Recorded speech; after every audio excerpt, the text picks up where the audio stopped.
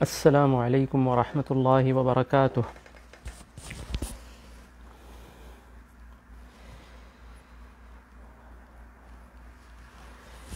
کیسے ہیں عزیز بھائیوں اور دوستوں؟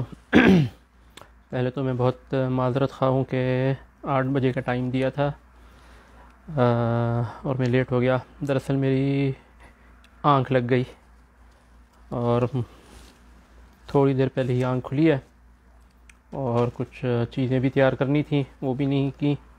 کچھ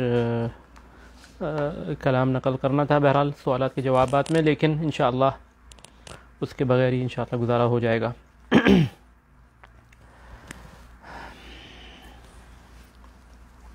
آواز بالکل واضح آ رہی ہے؟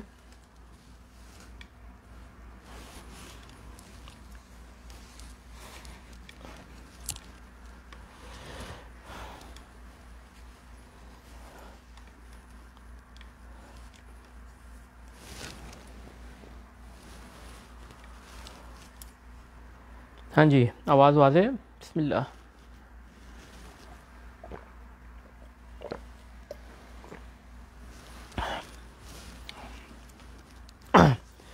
اچھا ٹھیک ہے۔ آج اچانک 2 سوال شام کو موصول ہوئے۔ پہلا سوال تھا جو اعلان کیا گیا ہے کل یوم الدعاء کا، اس کے بارے میں کہ اس کی کیا شرعی حیثیت ہے، اور دوسرا سوال تھا کہ تفسیر الطبری کا کوئی منصوبہ کا ترجمہ کرنے کا منصوبہ بنایا جا رہا ہے، اردو میں اس کا ترجمہ کرنا چاہ رہے ہیں۔ تو اس بارے میں مجھے کسی نے کہا کہ آپ ذرا اظہار خیال کریں، کیونکہ بہت سے کچھ بعض مشائخ، بڑے بڑے مشائخ جو ہے اس کے حق میں ہیں، بلکہ یعنی وہ تائید کر رہے ہیں اس بات کی کہ اس کا اردو میں ترجمہ کیا جائے۔ تو اس پہ میں ذرا تھوڑی سی روشنی ڈالوں گا کہ کیا کیا بھی جا سکتا ہے یا نہیں، اور اگر کیا بھی جائے تو از اٹ ورتھ اٹ، یعنی اس کا کوئی اتنا کیا فائدہ ہے یا اس کے نقصانات زیادہ ہیں۔ تو پہلا مسئلہ جو ہے یوم الدعاء کا جو ہے، یوم الدعاء سے اگر یہ مراد ہے کہ کل جمعے کی نماز میں دعا کی جائے کہ اللہ تعالیٰ اس بلا کو ٹال دیں، تو اچھی بات ہے۔ جمعے کے خطبے میں دعا کرنا نبی صلی اللہ علیہ وسلم کی سنت سے ثابت ہے۔ آپ صلی اللہ علیہ وسلم جمعے کے خطبے میں تشہد کی انگلی سے دعا فرمایا کرتے تھے، دائیں ہاتھ کی تشہد کی انگلی سے دعا فرمایا کرتے تھے، صحیح مسلم کی حدیث ہے۔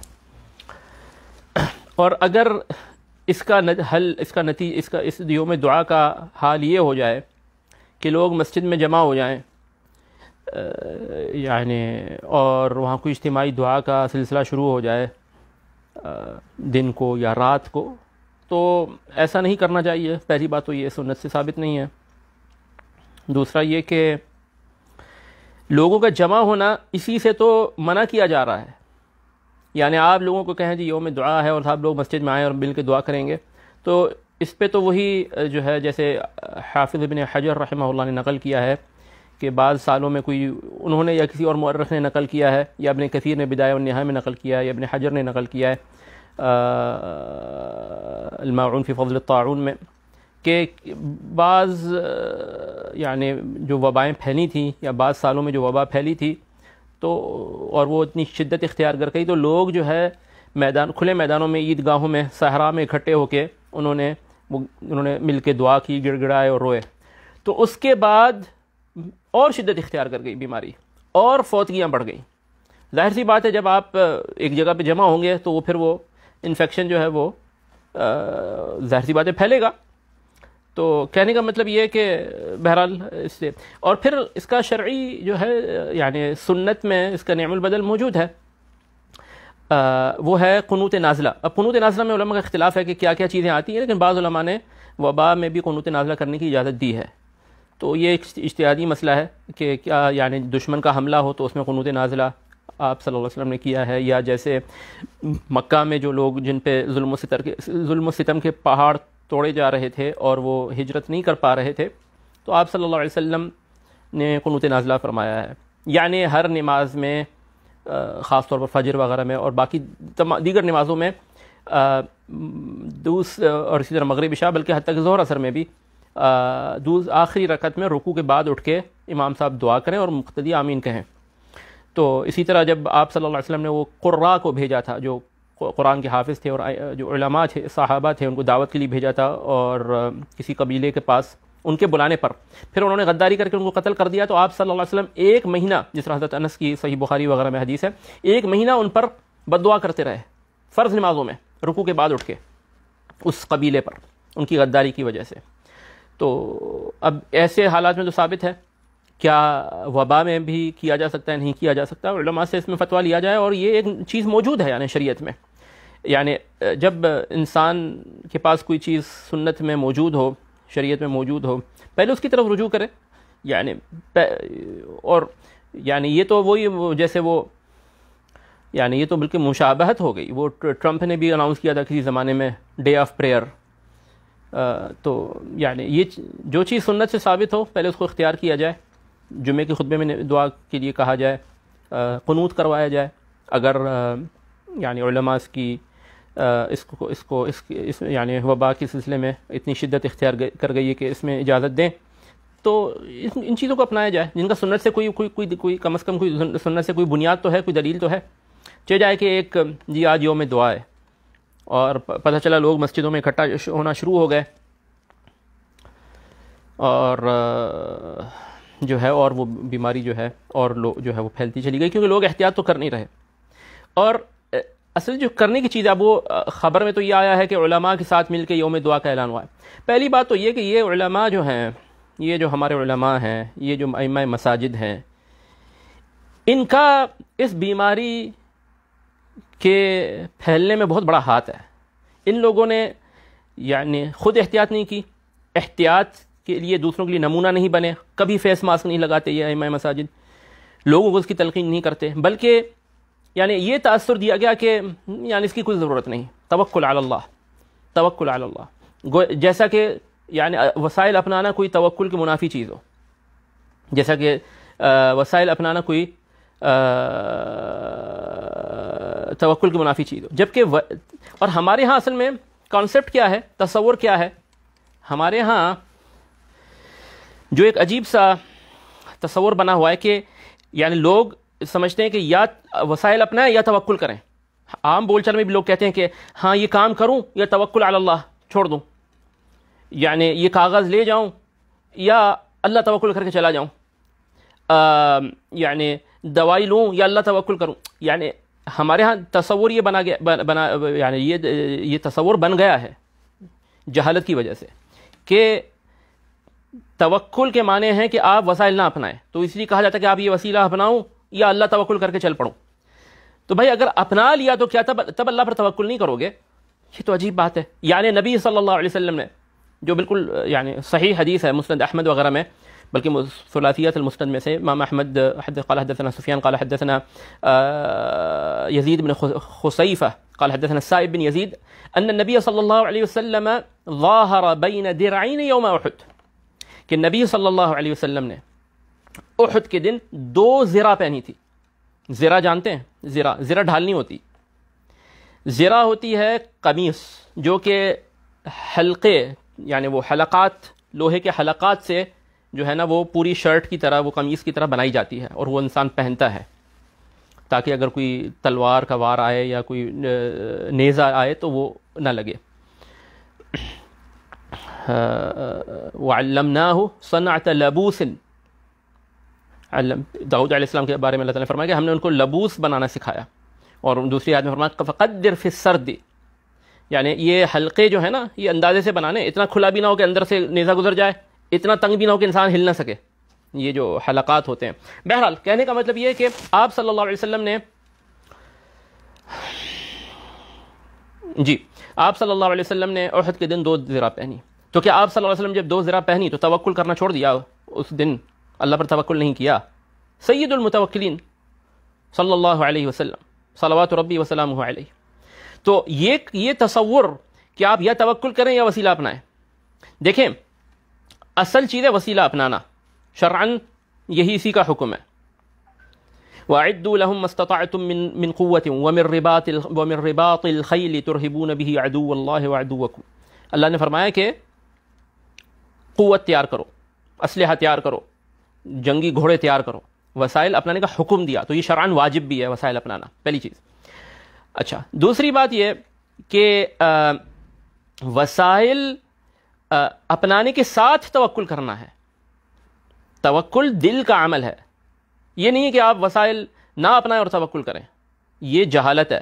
وسائل کا منکر ہونا یہ بھی جو ہے شریعت کی مخالفت ہے، اور اللہ پر توکل نہ کرنا یہ بھی ایک طرح کا شرک ہے، کیونکہ آپ نے وسیلے پر پورا اعتماد کیا ہوا ہے اور اللہ پر اعتماد نہیں کیا.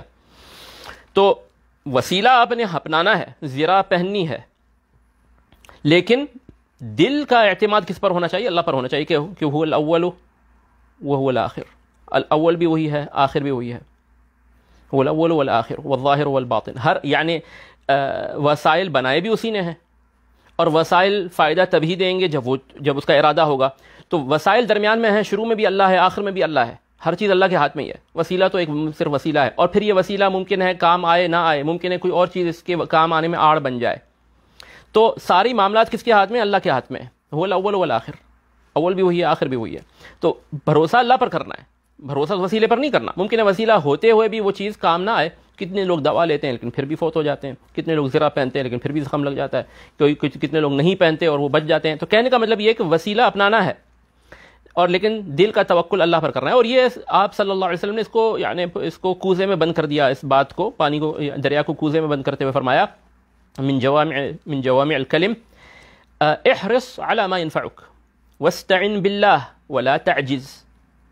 احرص على ما ينفعك، پوری حرص کرو، پوری رغبت کرو، پوری چاہت ہو، تمہیں پوری کوشش ہونی چاہیے وہ اس کام کی جس سے تمہیں فائدہ پہنچتا ہے دنیا میں آخرت میں. پوری حرص کے ساتھ وہ کام کرو، ٹھیک ہے؟ یہ نہیں کہ ہاتھ باندھ کے بیٹھ جاؤ. احرص على ما ينفعك واستعن بالله. لیکن مدد کس سے مانگنی ہے؟ مدد اللہ سے مانگنی ہے. دل اللہ سے جڑا رہنا چاہیے. واستعن بالله ولا تعجز. اور یعنی ہار نہیں ماننی، بے دل نہیں ہو جانا، سستی نہیں دکھانی. وسائل اپنانے ہیں، محنت کرو اپنی طرف سے پوری. واستعن بالله، مدد اللہ سے طلب کرو. تو وسائل اپنانے کے ساتھ ہی اللہ پر بھروسہ ہونا چاہیے. یہ نہیں کہ آپ وسائل ہی نہ اپنائیں. تو یہ ایک عجیب تصور ہے کہ جی یہ جیسے فیس ماسک، ہمارے مشائخ، جو میں تو یہاں ہوں لیکن وطن عزیز میں جو سنا ہے، نہ کوئی پہنتا ہے کہیں، نہ پبلک ٹرانسپورٹ میں، نہ کوئی ایئرپورٹ پہ، نہ کوئی، اور نہ ائمہ مساجد پہنتے ہیں، نہ لوگوں کو پہنواتے ہیں. کوئی اس کی طرف کوئی ہے ہی نہیں، کوئی ہے ہی نہیں. اور بعض ائمہ تو آپ کو پتہ ہی ہے، ہر چیز یہودیوں کی سازش ہوتی ہے، یہ کچھ کورونا کوئی چیز نہیں ہوتی، اور احتیاط کوئی نہیں ہے. یعنی ابھی فوتگی ہوئی ہے، جنازہ ہے اس شخص کا جس کی کورونا سے موت واقع ہوئی ہے، اور اسی جنازے میں لوگ گلے مل رہے ہیں. یعنی پتہ نہیں کیسی کیا قوم ہے یہ، کیا یعنی سمجھ سے باہر ہے بات. تو اب یہ علماء مل کے کہیں کہ جی یوم دعا، بھائی وسائل تو پہلے اپناؤ. یوم دعا، وسائل اپنانی اور دعا، یہ عجیب جو ہے یہ. بہرحال اور پھر دیکھیں، توکل تب کام آتا ہے جب آپ کے پاس وسائل نہ ہوں. تو وہ جو وسائل میں کمی ہوتی ہے، یعنی بدر کے دن حکم ہوا کہ جی وہ قافلہ آ رہا ہے، نکل پڑو. جو کسی نے کہا یا رسول اللہ میری سواری عوالی میں ہے، مدینہ سے باہر میں سواری لے کے ان کا نہیں ابھی جس کے بعد ہے سواری نکل پڑے. اب وسائل میں کمی تھی، 313 تھے، نہتے تھے، کسی کے پاس تیر تھا تو تلوار نہیں تھی، تلوار تھا تو گھوڑا نہیں تھا، گھوڑے تو تھے ہی نہیں، گھوڑے کیا دو گھوڑے تھے، تلوار تھی تو نیزہ نہیں تھا، نیزہ تھا تو ڈھال نہیں تھی. تو اب وسائل میں کمی تھی. اب یہاں پہ اللہ کے پر جو بھروسہ ہے اور اللہ سے مدد کا سوال ہے، یہ اس کمی کو پورا کرتا ہے. کیونکہ بھی کمی ہم جان بوجھ کے نہیں چھوڑ کے گئے کہ ڈھالیں، اور کہا کہ نہیں ڈھالیں والے نہیں لے کے جانی، نیزے نہیں لینے، گھوڑے نہیں لینے، ایسے ہی نکل پڑو توکل کرتے ہوئے، یہ نہیں فرمایا. لیکن اب کمی تھی. اگر وسائل میں کمی ہو اور انسان کے پاس نہ ہو وسائل، تو پھر اللہ پر توکل اس کمی کو پورا کر دیتا ہے. لیکن وسائل ہوں اور انسان وسائل نہ اپنائے، جائز وسائل ہوں اس کے پاس جو بالکل حلال ہیں اس کے لیے اپنانا، اور وہ نہ اپنائے. یعنی آپ کے پاس یعنی مثال اور پھر انسان کہے کہ میں اللہ پر توکل کرتا ہوں، تو یہ جو ہے جہالت ہے، یہ جہالت ہے. اچھا، یہ تو ہو گیا عموماً توکل کی بات. لیکن اب علاج کے سلسلے میں، چونکہ علاج کروانا واجب نہیں ہے، تو اس میں کوئی کہہ سکتا ہے کہ بھئی ہم پر ضروری تھوڑی ہے، ہم اللہ پر توکل کر کے، اللہ نے جو ہمارے مقدر میں لکھا ہے، موت حیات لکھی ہے، ہم اس پہ راضی ہیں. اور کیونکہ علاج کے سلسلے میں جو یعنی جو مختلف احادیث آئی ہیں ان کا خلاصہ یہی ہے کہ علاج یعنی کبھی کبھی مستحب ہوتا ہے، اصل میں تو مباح ہے، اور جو لوگ صبر کر سکتے ہیں تو وہ اگر نہ کرائیں علاج اللہ کے فیصلے پر راضی ہوتے ہوئے تو ان کو اس کا ثواب ملے گا. جیسے وہ حدیث ہے کہ ایک نابینا شخص نبی صلی اللہ علیہ وسلم کے پاس آیا، فرمایا کہ دعا کریں کہ اللہ تعالیٰ میری بینائی لوٹا دے. فرمایا اگر تم صبر کرو گے تو تمہارے لیے جنت ہے. یعنی علاج کروانا لازمی نہیں، اب دعا یہ علاج ہے نا، آپ صلی اللہ علیہ وسلم سے دعا کروا رہا ہے. تو اس نے کہا کہ نہیں آپ صلی اللہ علیہ وسلم آپ دعا کریں. اسی طرح وہ ایک شخص جو خاتون تھی جن کو وہ دورے پڑتے تھے، ایپیلیپسی تھی یا مرگی تھی، تو وہ انہوں نے کہا یا رسول اللہ میرے لیے دعا کریں. فرمایا کہ تم صبر کرو تو تمہارے لیے جنت ہے، چاہو تو دعا کر دوں، چاہو تو صبر کرو. یعنی ٹھیک ہے، تو انسان بیماری پر اگر صبر کرے اللہ پر بھروسہ کرتے ہوئے تو اس کے لیے واجب نہیں ہے کہ وہ دوا اپنائے، لیکن ٹھیک ہے دوا اختیار کرے اگر وہ صبر کر سکتا ہے، صبر کر سکتا ہے. تو اس نے کہا یا رسول اللہ میں صبر تو کروں گی لیکن جب مجھے دورہ پڑتا ہے تو میرا جو ہے نا وہ میں بے پردہ ہو جاتی ہوں، وہ جو ہے وہ کپڑے جسم سے ہٹ جاتے ہیں، تو اس لیے میں یہ چاہتی ہوں کہ آپ بس اتنی دعا کریں کہ میں بے پردہ نہ ہوا کروں. تو کہنے کا مطلب یہ ہے کہ یہ چیزیں ان چیزوں کی بنیاد پر کوئی یہ کہہ سکتا ہے کہ بھئی آپ توکل میں وسائل اپنانے کی بات کر رہے ہیں لیکن علاج اپنانا واجب نہیں ہے. ٹھیک ہے، علاج مان لیا، علاج اپنانا واجب نہیں ہے. انسان کو بیماری ہو اور وہ اس نے اللہ پر چھوڑ دیا ہے اور وہ علاج نہیں کروانا چاہتا، یعنی تو وہ اس کے لیے جائز ہے اگر وہ صبر کر سکتا ہے. یہ نہ ہو کہ بے صبرا ہو اور لوگوں پھر اللہ کا گلہ لوگوں سے کرتا پھرے. بعض لوگ جو ہے یعنی کہتے ہیں ہم صبر کر رہے ہیں اور جو آتا ہے اس کو جو ہے نا وہ اپنا گلہ کرتے ہیں کہ یہاں درد ہو رہا ہے وہاں درد ہو رہا ہے، بہت بری حالت ہے. اللہ کا گلہ لوگوں سے کر رہے ہیں کہ اللہ نے مجھے اس میں جو ہے مبتلا کر دیا ہے. ٹھیک ہے، یہ تو بالکل یعنی تو صبر ہو، انسان نہیں کرنا چاہتا علاج نہ کروائے. لیکن یہاں اس بات ذرا اس سے ہٹ کر ہے، یہاں بات ذرا اس سے ہٹ کر ہے. وہ کیوں؟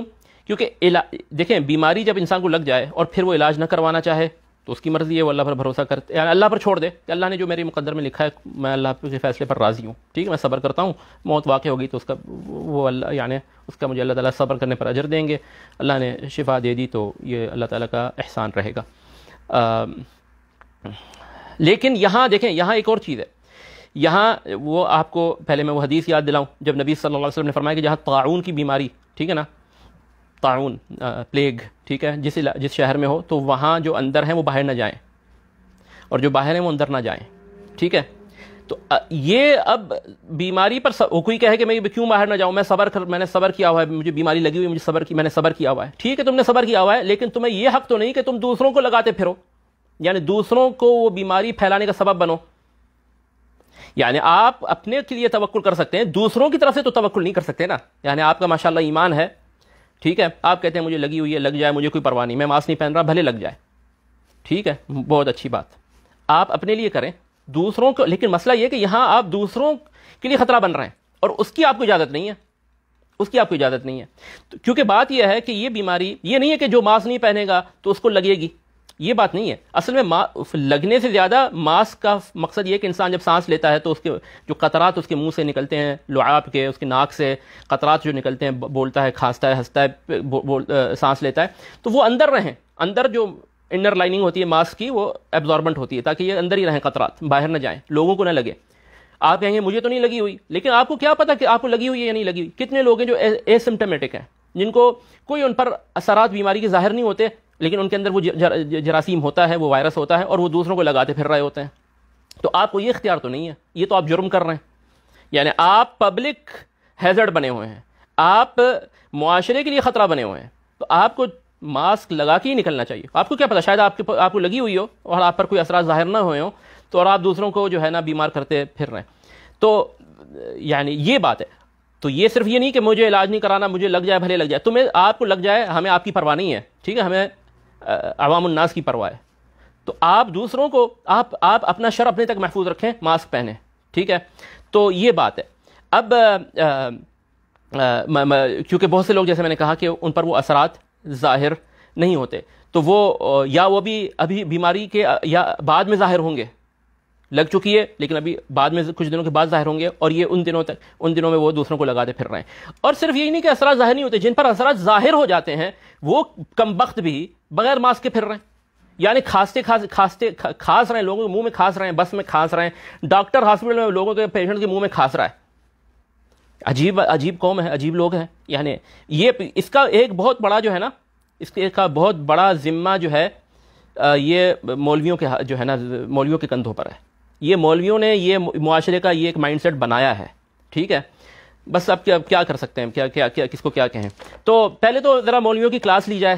ٹھیک ہے، عارف علوی صاحب سے درخواست ہے کہ وہ ذرا پہلے تو مولویوں کو تھوڑا سا کچھ سمجھے سلجھے، مولوی کچھ ان کو ذرا پہلے لائیں اور باقی مولویوں کو کچھ ہدایت کریں کہ بھئی یہ مسئلہ. اب دیکھیں پاکستان میں کتنا پھیل گیا. وہ پہلے بڑے خوش ہو رہے تھے کہ جی ہم نے کنٹرول میں کر لیا اور یہ اور وہ. اب جو ہے وہ اسکول کھلے اور لوگوں نے بالکل احتیاط کرنا چھوڑ دی، تو پورا جو ہے وہ پورے شہر جو ہیں وہ اس میں بیماری میں، ہر گھر میں تقریباً یہ بیماری پھیل چکی ہے اور لوگوں کو کوئی پرواہ نہیں. تو یعنی ماسک پہننا، بلکہ لوگ تو کہتے ہیں یعنی ہمارے سامنے، یعنی آپ کسی سے دور رہو یا ہاتھ نہ ملاؤ یا گلے نہ لگو، ہم سے، ہاں بھئی آپ سے مسئلہ ہے آپ کو. یعنی تو اور وہ جو ہے وہ شادیاں بھی ہو رہی ہیں اور سب کچھ ہو رہا ہے اور وہ کسی نے کوئی احتیاط نہیں کرنی، تو پھیلتی جا رہی ہے بیماری. تو اگر وسائل، یعنی یہ وسیلہ جو ہے جو بالکل متفق علیہ ہے سائنٹیفک کمیونٹی میں کہ آپ نے ماسک پہننا ہے، یہ نہیں اپنائیں گے تو جو ہے نا دعا کرنا، خالی دعا کرنا اس طرح جو ہے یہ یعنی یہ اللہ کی سنت کے برخلاف ہے کہ انسان وسیلہ ہوتے ہوئے نہ اپنائے اور پھر لوگوں کو کہے جی دعا کریں. اور ہمارے مولوی یعنی اس طرف تو آتے ہی نہیں. زیادہ تر اگر آتے ہیں جی کہ جی بوڑھا مسجد میں نہ آئے، وہ بوڑھا مسجد میں نہ آئے، ٹھیک ہے، تو جوان جو آئے وہ بھی تو ماسک پہنے. کیا وہی جوان آ کے وہ گھر جا کے اپنے بوڑھوں کو لگائے گا بیماری؟ اور یعنی کوئی اس طرف وہ، اور پھر یا یہ کہ جی یہ شہد کا استعمال کریں. ہاں ٹھیک ہے، اچھی بات ہے، یہ تو علاج ہے نا. پہلے آپ یہ تو یہی ہے کہ آپ کو زخم لگ جائے تو پہلے آپ جو ہے زخم کو کیسے خون کو آپ بہنے سے روکیں. لیکن آپ پہلے زرہ پہنے تو صحیح. آپ صلی اللہ علیہ وسلم نے 2 زرہ پہنی تھی، 2 زرہ. اور آج کل ڈاکٹر کہہ رہے ہیں کہ جو فیس ماسک کم از کم 2 لیئر کا ہو یا 3 لیئر کا ہو. پہلا آؤٹر لیئر جو ہے وہ واٹر پروف ہو تاکہ دوسروں کے منہ سے نکلے ہوئے قطرات آپ کے اندر نہ جائیں، اور آپ کا اندر والا لیئر واٹر ایبزاربنٹ ہو تاکہ وہ جو ہے آپ کے منہ سے جو نکلیں وہ اندر ہی رہیں. بہرحال یہ بات تھی یوم دعا کے حوالے سے. اللہ تعالیٰ لوگوں کو ہدایت دے اور لوگوں کو سمجھ دے کہ وہ یعنی دوسروں کے لیے سبب، آپ کو اپنی جان کی فکر نہیں ہے، دوسروں کے لیے آپ سبب نہ بنیں. وبا کو پھیلانے میں آپ دوسروں کے لیے سبب نہ بنیں. اور اگر آپ کو کھانسی ہے، ہمارے بوڑھے بعض ہوتے ہیں وہ کھانسی ہے اس کے باوجود وہ مسجد جا رہے ہیں، کھاں پہلی صف میں کھاں. بھائی آپ کو یعنی بہرحال یا ڈاکٹر، حتیٰ کہ ڈاکٹر ہسپتالوں میں عجیب ماجرا بنا ہوا ہے، عجیب صورتحال بنی ہوئی ہے. اچھا جی، ہم آتے ہیں اب تفسیر طبری کی طرف. میں ذرا پہلے تھوڑا سا پنکھا چلا لوں، مجھے بہت شدید اب جو ہے پہلے ٹھنڈ لگ رہی تھی اور اب مجھے گرمی لگ رہی ہے. ایک سیکنڈ.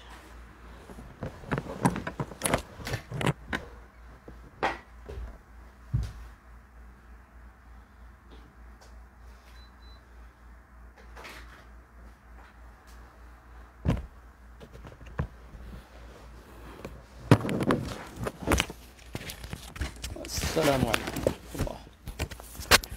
اچھا جی، اب یہ سوال ہوا ہے کہ جی کچھ لوگ یہ منصوبہ بنا رہے ہیں کہ تفسیر طبری کو اردو میں اس کا ترجمہ کروایا جائے، پوری تفسیر طبری کا اردو میں ترجمہ کروایا جائے.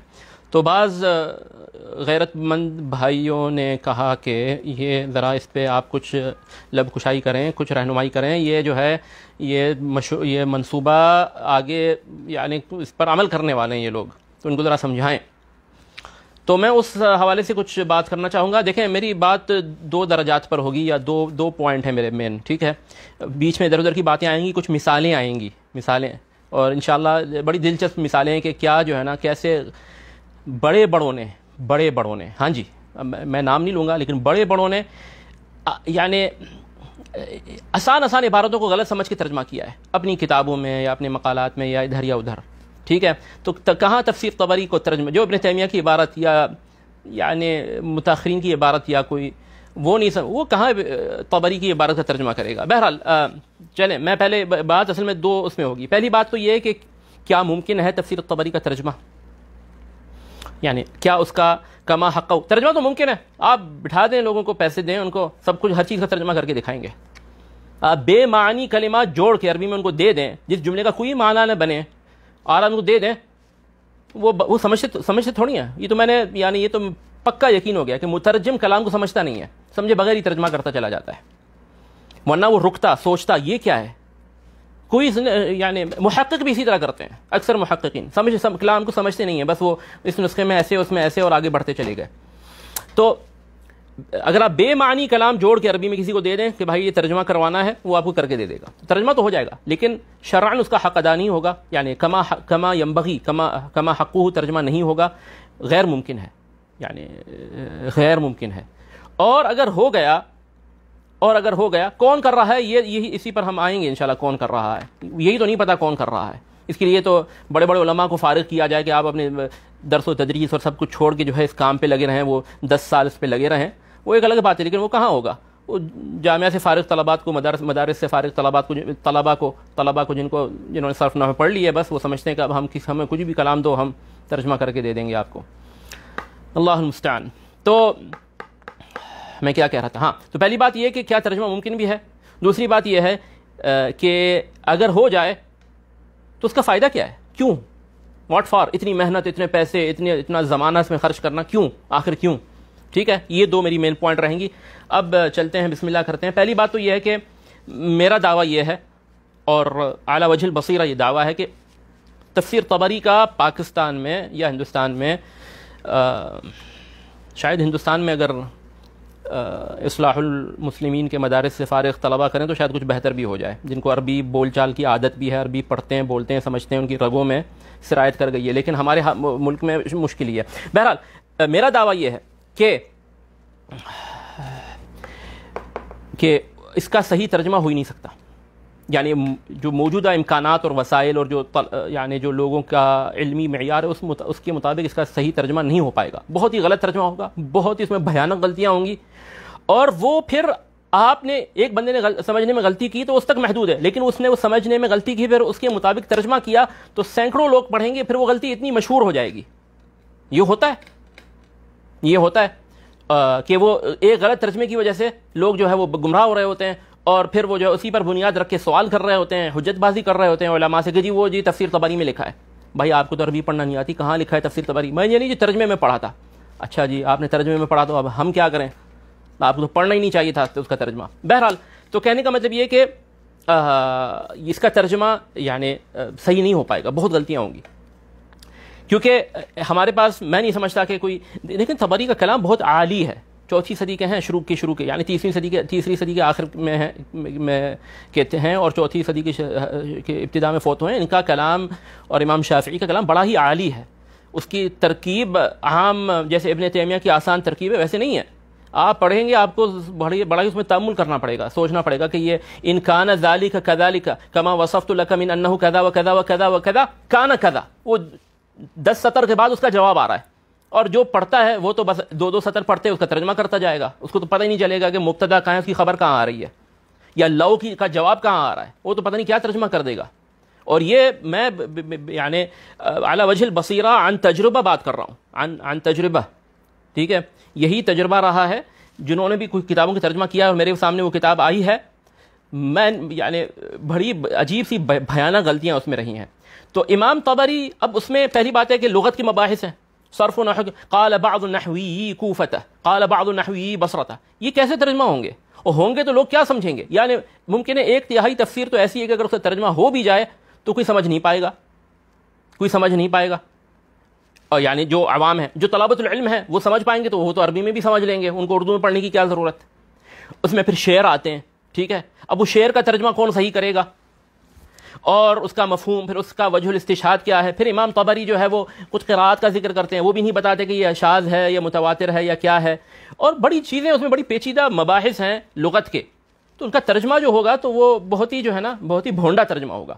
اور پہلی بات تو یہ کہ کون ہے جو تفسیر طبری کی عبارت سمجھتا ہے، کہاں؟ یعنی یا تو پہلے ان کو پہلے 6 ماہ جو ہے ان کی تدریب کرائی جائے، ان کی ٹریننگ کرائی جائے، ان کو جو ہے طبری کا مقدمہ پڑھ کے سمجھایا جائے، وہ شیخ مساعد الطیار کی شرح اس کی سنیں، کچھ ان کے دروس سنیں، پھر وہ طبری کو تھوڑا تھوڑا کر کے پڑھیں اور سمجھنے کی کوشش کریں، ٹھیک ہے، ایک ان کا تاکہ اسلوب سے واقف ہو جائیں۔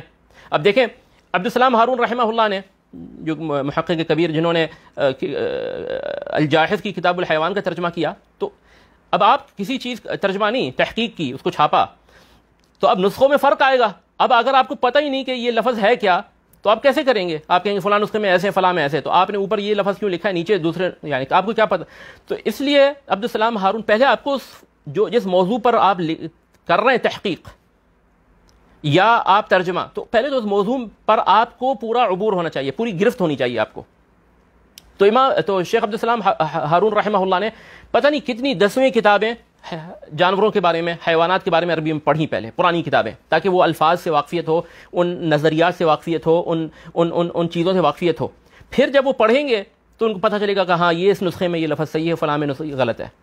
تو کتنی چیزیں ہوتی ہیں، حدیث میں کوئی اگر کام کرنا چاہے، حدیث کی، ٹھیک ہے، اس نے حدیث رجال پڑھی نہ ہو، وہ تو جو ہے ایسے ایسے گل کھلائے گا۔ اب دیکھیں جو ہے محمد بن خازم ابو معاویہ الضریر مشہور راوی ہے، ٹھیک ہے، جس نے حدیث پڑھی ہو اس کے لیے مشہور ہے محمد بن خازم۔ اب جو کوئی اگر آج اٹھ کے آ جائے، ٹھیک ہے، اس نے رجال نہ پڑھے ہوں، وہ کہے گا محمد بن، اس کو نسخوں میں نقطے تھوڑی ہوتے ہیں، وہ کہے گا محمد بن حازم، کیونکہ حازم ہی مشہور نام ہے۔ آج کل کسی کا نام خازم کہیں نہیں ہوگا دنیا میں، آج کسی شخص کا نام خازم ہو، سب کا نام ہے حازم، تو وہ تو حازم ہی پڑھے گا، وہ تو حازم ہی لکھے گا۔ تو اس میدان میں پہلے آپ کو ایک واقفیت ہونی چاہیے۔ آپ کو طبری جس اسلوب میں بات کرتے ہیں، ٹھیک ہے، وہ جو ہے وہ آپ تمیز اور حال جو آپ نے نحو میں پڑھے ہیں، وہ تمیز اور حال نہیں کہتے، ان کے لیے ان کی اپنی اصطلاحات ہیں، وہی جو کوفین کی اصطلاحات ہیں، بیان یا اس طرح کی چیزیں، تو وہ اصطلاحات سے واقفیت ہو۔ کیونکہ ہمارے مترجمین تعامل تو کرتے نہیں، انہوں نے کرنے ڈیلی 20 صفحوں کا ترجمہ، انہوں نے وہ کانٹریکٹ سائن کیا ہے کہ جی جو ہے نا ہم 5 لوگ ہیں 10 لوگ ہیں، ہم نے جو ہے ہم اتنے دنوں میں کر کے دے دیں گے آپ کو، تو ہر روز انہوں نے 10-20 صفحے کرنے ہیں۔ اب وہ 20 صفحے کرنے ہیں، ان کو وقت تھوڑی ہے کہ وہ تأمل کریں، پڑھیں، دوسری تفاسیر میں کھول کے دیکھیں، پھر علماء سے رجوع کریں کہ اس عبارت کا کیا مقصد بن رہا ہے۔ وہ تو بس سمجھ میں آیا نہیں آیا، ترجمہ کرتے آگے بڑھتے چلے جاؤ، اور ایسی ایسی اس میں غلطیاں ہوں گی۔ میں مترجمین کی کیا بات کرتے، جو متأخر اعجمی جو مفسر ہیں، انہوں نے ایسی ایسی اس میں جو ہے ایسی باتیں کی ہیں جن سے پتہ چلتا ہے کہ ان کو جو ہے قرآن کی عربیت سے کوئی واقفیت ہی نہیں ہے۔ اب دیکھیں جو آیت ہے کلوا واشربوا بما اسلفتم فی الایام الخالیہ، کلوا واشربوا ہنیئا بما اسلفتم فی الایام الخالیہ، ٹھیک ہے، یعنی اللہ تعالیٰ جنت میں یعنی مومنین کو یہ کہا جائے گا کہ کھاؤ پیو، ٹھیک ہے، عیش کرو،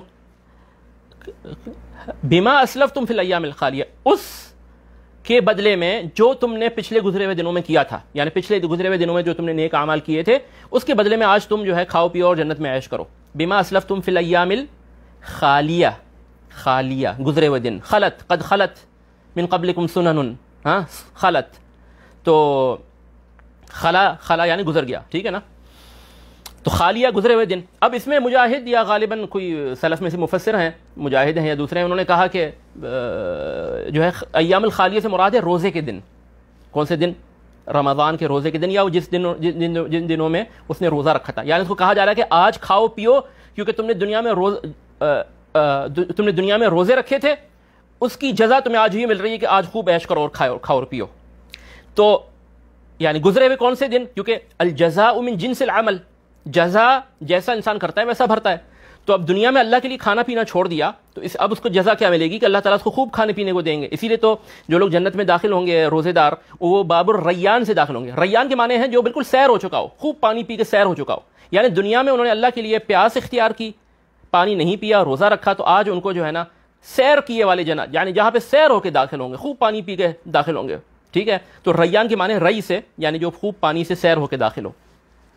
تو کلو وشربو، کھاؤ پیو، چونکہ تم نے پچھلے دنوں میں جو کچھ کیا۔ اب پچھلے دنوں میں کیا کیا جس کی جزا یہ ہے کہ کھاؤ پیو؟ پچھلے دنوں میں یہ کیا کہ اللہ کی خاطر کھانا پینا چھوڑ دیا، تو اللہ تعالیٰ اس کی جزا یہ دے رہے ہیں کہ اب تم خوب کھاؤ پیو۔ اور یہ یعنی معروف ہے کہ آپ دنیا میں جو ہے دنیا میں انسان جیسا کرتا ہے ویسی اس کو جزا ملتی ہے. دنیا میں جو لوگ ریشم پہنتے ہیں وہ آخرت میں محروم رہیں گے, جو نہیں پہنتے ان کو آخرت میں ملے گا. تو جو کھانے پینے سے اپنے آپ کو محفوظ رکھیں گے, یعنی اپنے آپ کو بچا کے رکھیں گے, روزہ رکھیں گے فرض روزے سے کم از کم, تو ان کو آخرت جنت میں ان کو خوب کھانے پینے کو اس کی جزا میں ملے گا. اچھا, اب ایام الخالیہ, اب بعض علامہ آلوسی نے غالباً لکھا ہے بعض مفسرین کی طرف نسبت کرتے ہوئے کہ بعض لوگوں نے کہا ہے کہ ایام الخالیہ سے مراد روزے اس لیے ہیں کیونکہ ایام الخالیہ یعنی خالی دن, یعنی آپ کا ان میں پیٹ خالی رہتا تھا, آپ کا ان میں پیٹ خالی رہتا تھا لوگوں کا. تو بما قدمت فی الیام الخالیہ سے مراد جب مجاہد یا کسی جو تابعین میں سے جس نے کہا ہے کہ اس سے مراد روزے ہیں, تو اس کی توجیح کرتے ہوئے کہ کیوں یہ کہا ہے, کہا کہ جی کیونکہ ایام الخالیہ یعنی خالی پیٹ والے دن. اب یہ بالکل عربیت سے ناواقفیت کی دلیل ہے, یعنی یہی ہے کہ ہم چونکہ کہتے ہیں خالی پیٹ اردو میں استعمال ہوتا ہے نا, شاید فارسی میں بھی ہوتا ہو, تو اس پہ ہم نے وہ جو ہے نا وہ قرآن کا خالیہ سمجھنا شروع کر دیا. تو یہ یعنی عربی لغت سے جہالت کی دلیل ہے.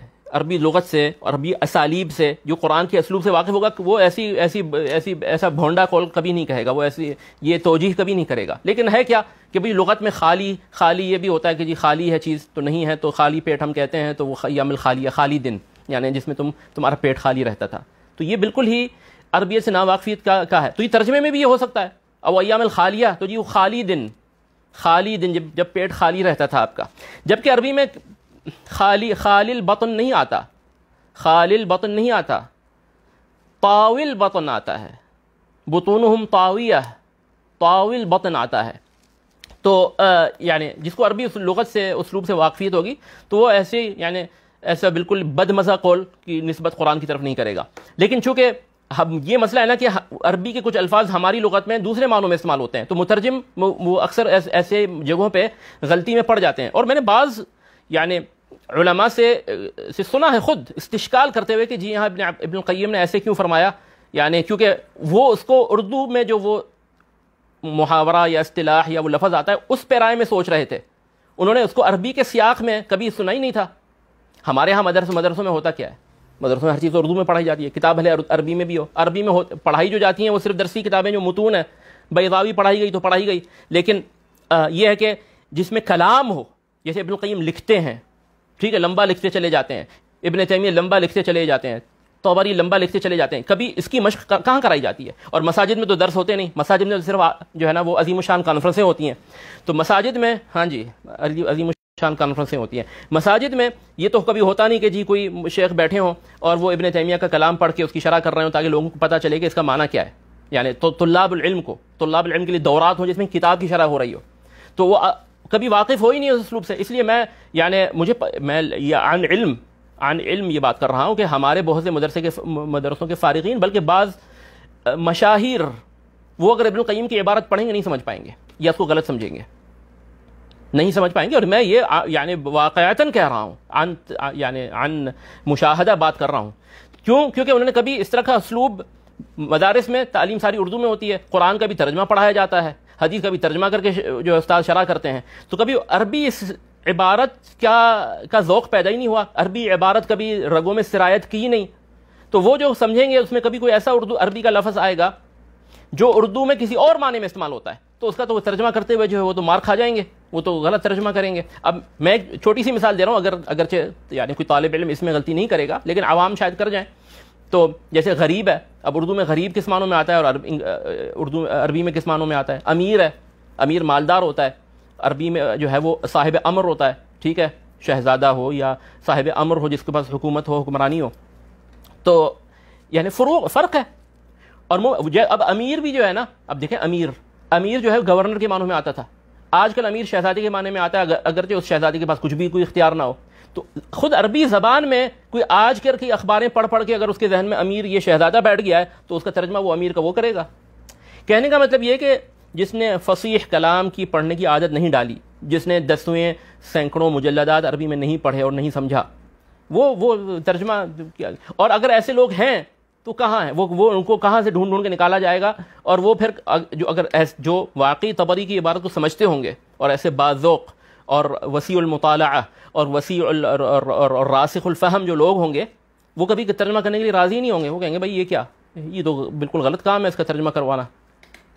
اور جو کرے گا وہ وہی ہوگا جو ابھی مدرسے سے فارغ ہوا ہے، نحو صرف پڑھی ہے اور بسم اللہ ترجمہ کرتے چلے جاؤ۔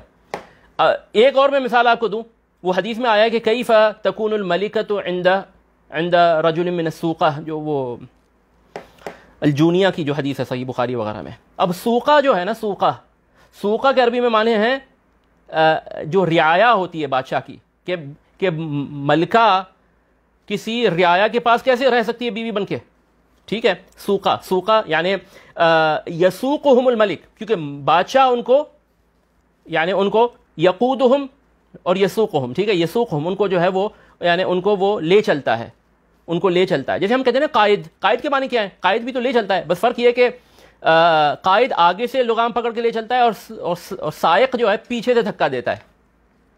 تو قائد کے معنی کیا ہے؟ تو اسی طرح سوقہ جو ہے نا، سوقہ یعنی وہ لوگ جو رعایا ہوتے ہیں بادشاہ کی۔ تو اب اس کا ترجمہ بعض لوگوں نے کیا سمجھا، کیونکہ سوقہ سوق سے بنا ہے، سوق، اور سوق عربی میں بازار کو بھی کہتے ہیں، تو کہا جی بازاری، اس کو کیا سمجھا؟ بازاری سمجھا، اور بازاری سمجھ کے پھر جو ہے وہ صحیح بخاری پہ اعتراض کر دیا کہ جی یہ کیسے یہ لفظ آیا ہے اور یہ کیسے جو ہے اس طرح، یعنی وہ میں اس میں تفصیل میں نہیں جانا چاہ رہا، لیکن کہنے کا مطلب یہ ہے کہ جس کو عربی ذوق سے واقفیت نہیں ہوگی وہ پھر اس طرح کی چیزیں کرے گا۔ اب میں نے جیسے کہا کہ جی منصوبہ بن رہا ہے، اب عربی اردو میں ہم کہتے ہیں جی منصوبہ بن رہا ہے، عربی میں اس معنوں میں تو نہیں آتا۔ اب وہ کوئی عربی عبارت پڑھیں گے جہاں منصوبتن ہوگا، الاصنام کانت منصوبتن، تو اردو میں پتہ چلا جی ترجمہ کر دیا کہ جی کہ بت بنانے کا منصوبہ تیار ہو رہا تھا۔ وہ تو جو جس نے عربی عبارت پڑھنے کی مشق نہیں کی اور 10ویں کتابیں، 10 یعنی سینکڑوں نہیں تو کم از کم ہر فن میں 10ویں کتابیں علماء کی نہیں پڑھی فصیح لغت میں، اور تو وہ کیا ترجمہ کرے گا؟ اچھا، اور یہ مترجمین، میں نے آپ کو ایک مفسر کی مثال دی، اس نے کہا جی ایام الخالیہ، خالی پیٹ والے دن۔ اچھا، ابھی یہ جو میں نے آپ کو پتا ہوگا کہ میں اس اسٹڈی قرآن کا جو میں نے نقدی جائزہ لکھا ہے اس میں وہ حدیث آئی ہے، ان اللہ خلق آدم فقبض قبضة من ان اللہ خلق آدم من ارض ان اللہ خلق آدم من قبضة قبضها من جميع الارض، ٹھیک ہے نا، فجاء بنو آدم على قدر ذلك، ٹھیک ہے، على قدر الارض، ٹھیک ہے، تو فمنهم السهل والحزن، السهل والحزن، تو سہل آسان، حزن سخت۔ اب حزن کو جو جس کو نہیں پتا وہ تو طبری میں یہ روایت ہے، یہ طبری میں روایت، میں اس لیے اس کا مثال دے رہا ہوں۔ تو جو اسٹڈی قرآن والوں نے اس کا انگلش میں کیا ترجمہ کیا ہے؟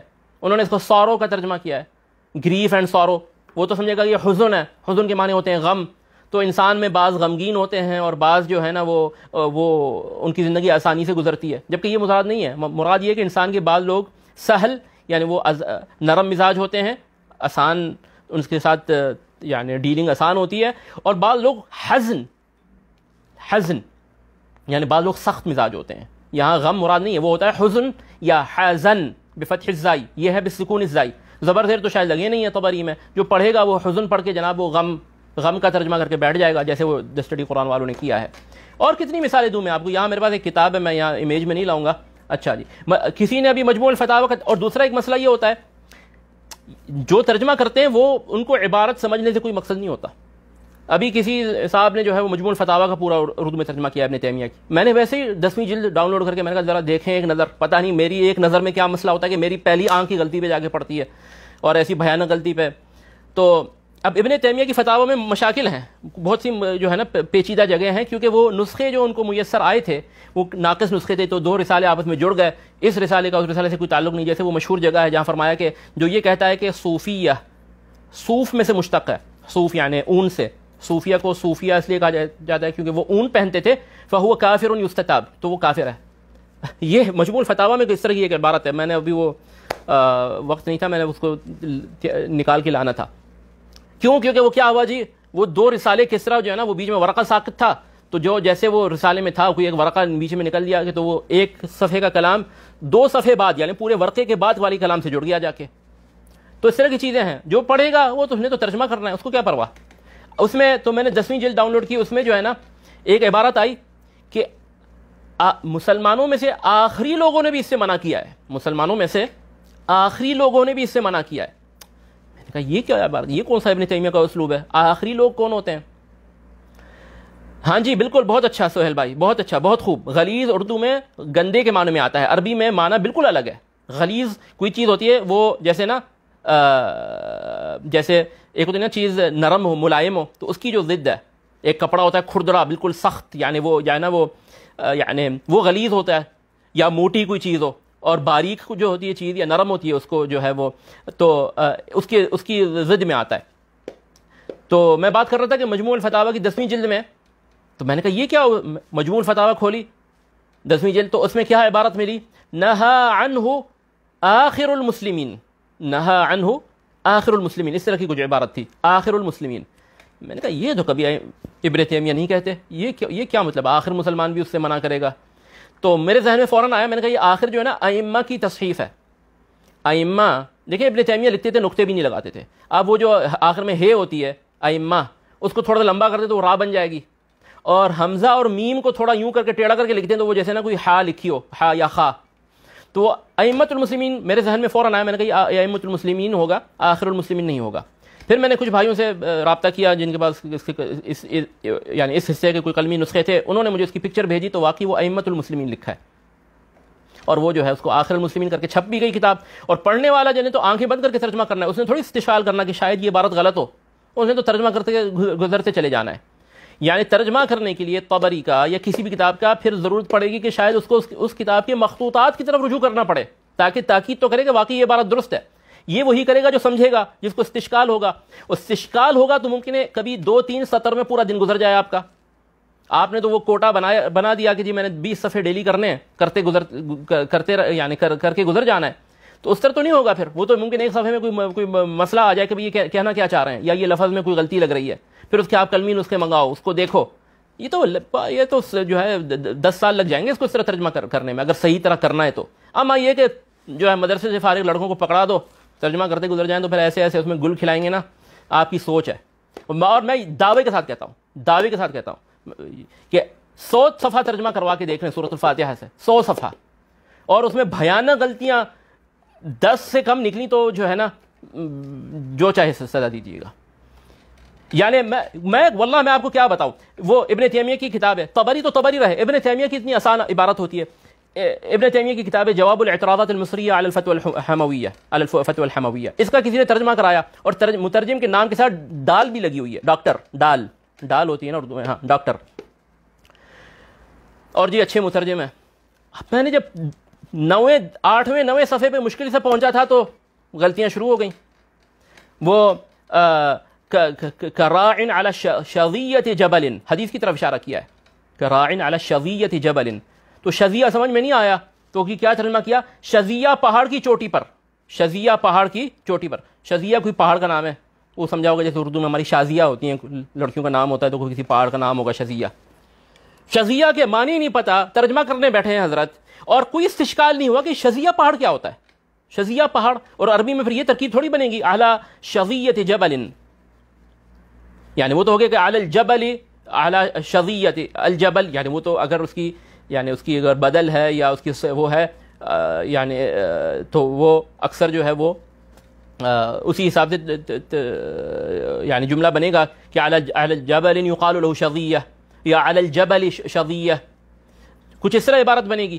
تو اعلی شظیۃ جبل مضاف مضاف الیہ کا یہ ترجمہ کر دیا کہ جی شظیہ پہاڑ کی چوٹی پر، اور بھی اس میں غلطیاں تھیں، مجھے نہ یاد ہے نہ میں نے ان کو کھول کے دیکھا۔ کہنے کا مطلب یہ ہے کہ یہ تو چھوٹی سی کتاب ہے، چھوٹی سی 100 صفحے 200 صفحے مشکل سے ہوگی، طبری کے آپ جو ہے وہ 10,000 صفحے جو ہے 8-10 ہزار صفحے ترجمہ کرائیں گے تو اس میں پتہ نہیں کیا کیا نکلے گا۔ اللہ اکبر۔ تو اچھا میں ایک اور آپ کو مثالیں دوں، کتاب نہیں دکھاؤں گا ورنہ نام پتہ چل جائے گا۔ ایک صاحب جو ہے مشائخ میں سے انہوں نے کتاب میں جو ہے نا کہیں کچھ نقل کیا ہے، وہ ایک کہانی ہے کہ وہ کسی شخص نے ابو حنیفہ سے اور امام مالک سے کچھ پوچھا، تو اس میں یعنی اس کا ترجمہ اتنا غلط کیا ہے۔ امام ابو حنیفہ یعنی دو لباس میں اگر شبہ ہو جائے کہ اس میں سے ایک پاک ہے اور ایک ناپاک ہے، اور آپ کو پتہ نہیں کون سا پاک ہے کون سا ناپاک ہے، تو کیا کریں؟ آپ کے پاس 2 قمیص ہے اور آپ کے پاس تیسری نہیں ہے، اور دونوں میں سے آپ کو یقین ہے کہ ایک تو ناپاک ہے لیکن اب پتہ نہیں چل رہا کون سی والی ناپاک ہے۔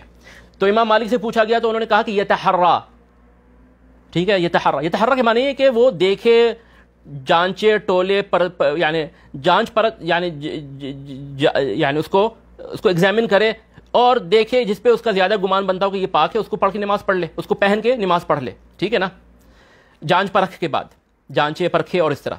اس کا انہوں نے ترجمہ کیا ہے جو قابل استعمال ہے اسے استعمال کرے۔ اور بھئی یہی تو نہیں پتا کہ کون سی قابل استعمال ہے، عبارت سمجھی نہیں۔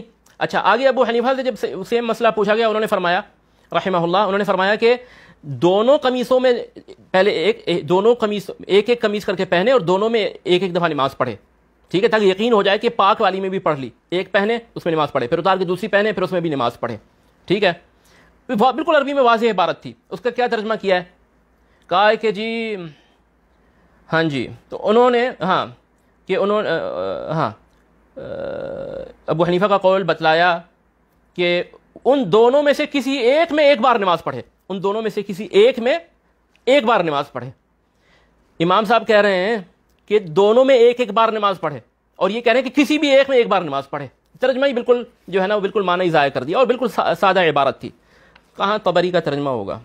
اچھا جی، ایک جگہ حدیث کی روایت کا مسئلہ تھا، تو وہ کس نے جو ہے نا ابو نعیم نے یا کسی نے لکھا ہے، ہاں جی، وزاد فیہ حدیثہ عن الحکم، وزاد فیہ حدیثہ عن الحکم۔ تو حکم ابن عتیبہ جو ہیں مشہور راوی ہیں، تو کہہ رہے ہیں کہ انہوں نے اس روایت میں وہ حکم والی روایت بھی اس میں آگے بیان کی ہے، یعنی اس روایت کے آخر میں حکم ابن عتیبہ سے بھی نقل کر کے بیان کیا ہے۔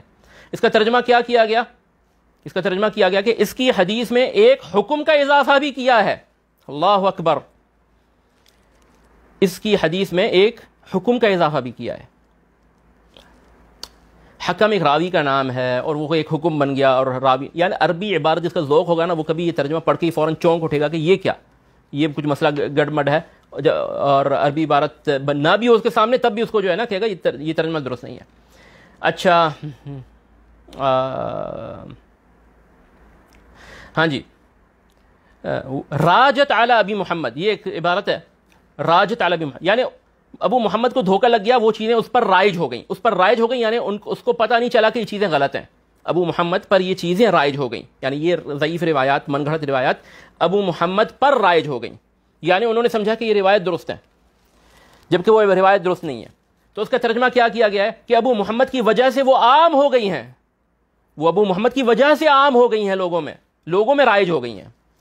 تو عربی عبارت یہ تو یعنی چھوٹی سی مثال تھی، جو دو چار جہاں یعنی اپنا کلام انسان کا زیادہ ہوتا ہے اور دو چار نقل دوسری کتابوں سے کرتا ہے، چاہے جائے کہ پوری کتاب کا ترجمہ کرنا بیٹھے اور وہ بھی پھر طبری جیسی کتاب جس کی عبارات ہی ایسی جو ہیں وہ لمبی اور پیچیدہ ہیں، پھر وہ کہاں یہ بالکل غیر جو ہے نا، اس میں ایسی بھیانک غلطیاں ہوں گی جو یعنی آپ کی سوچ ہے۔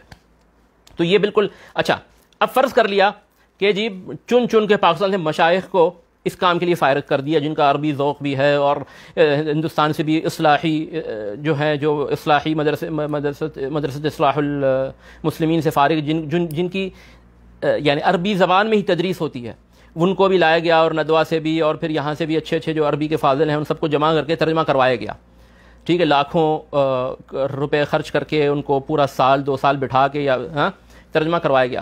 فرض کر لیں پھر کیا ہوگا، یعنی کیوں اتنی محنت ضائع کرنا، کیوں اتنا وقت ضائع کرنا، پیسہ ضائع کرنا، کس لیے؟ یعنی عوام کے کس کام، یعنی اگر طالب علم ہے، جس کو سمجھ میں آئے گی اس کو عربی میں بھی سمجھ میں آئے گی، جس کو عربی میں نہیں آئے گی اس کو اردو میں بھی نہیں آئے گی۔ خلاصہ تو یہی ہے، آخر تو یہی ہونا ہے۔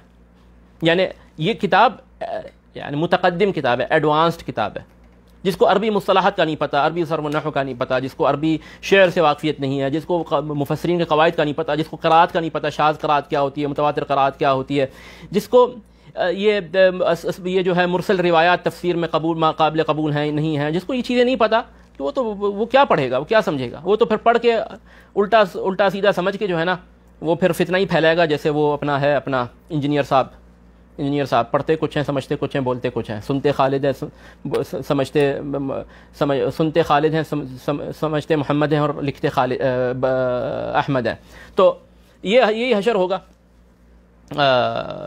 تو یہ اور اتنے اگر کسی نے اگر کوئی یہ کہتا ہے کہ جی مجھے اپنے لیے کروانی ہے، تو ہم کہیں گے بھائی اتنی محنت کر کے آپ اتنے لاکھوں خرچ کا یہ پروجیکٹ بناؤ گے، اتنے لاکھ خرچ کر کے آپ 2 سال اپنی جاب سے چھٹی لے لو، ٹھیک ہے، اتنے لاکھ کمانا چھوڑ دو اور بیٹھ کے عربی پڑھو، شروع سے پڑھو، اور آپ جو ہے ابتدائی کتابیں پڑھو، اور پھر کتابیں بیٹھ کے علماء سے پڑھو عربی کی، جب تک کہ عربی کا پورا ذوق بن جائے، اور پھر خود ہی پڑھ لینا تفسیر الطبری۔ ترجمہ کروانے کا کیا مقصد ہے؟ یہ تو بالکل ایسی سست بات ہے کہ آپ خود اٹھ کے جا کے فریج سے پانی لانے کے قادر ہوں، اور آپ وہ نہ کریں، اس کے لیے جو آپ فون کریں لوگوں کو، وہاں سے وہ لوگوں کو بلایا جائے اور وہ آ کے یہ کریں، یعنی اس سے زیادہ محنت، اس سے کم محنت میں وہ کام خود ہی انسان کر لے۔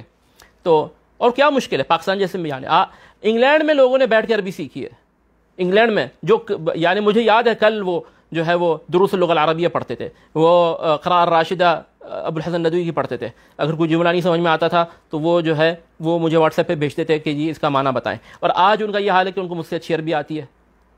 اگر انسان ہو ہمت والا تو بھئی یہ دین عربی ہے، یہ دین عربی ہے۔ اللہ اکبر۔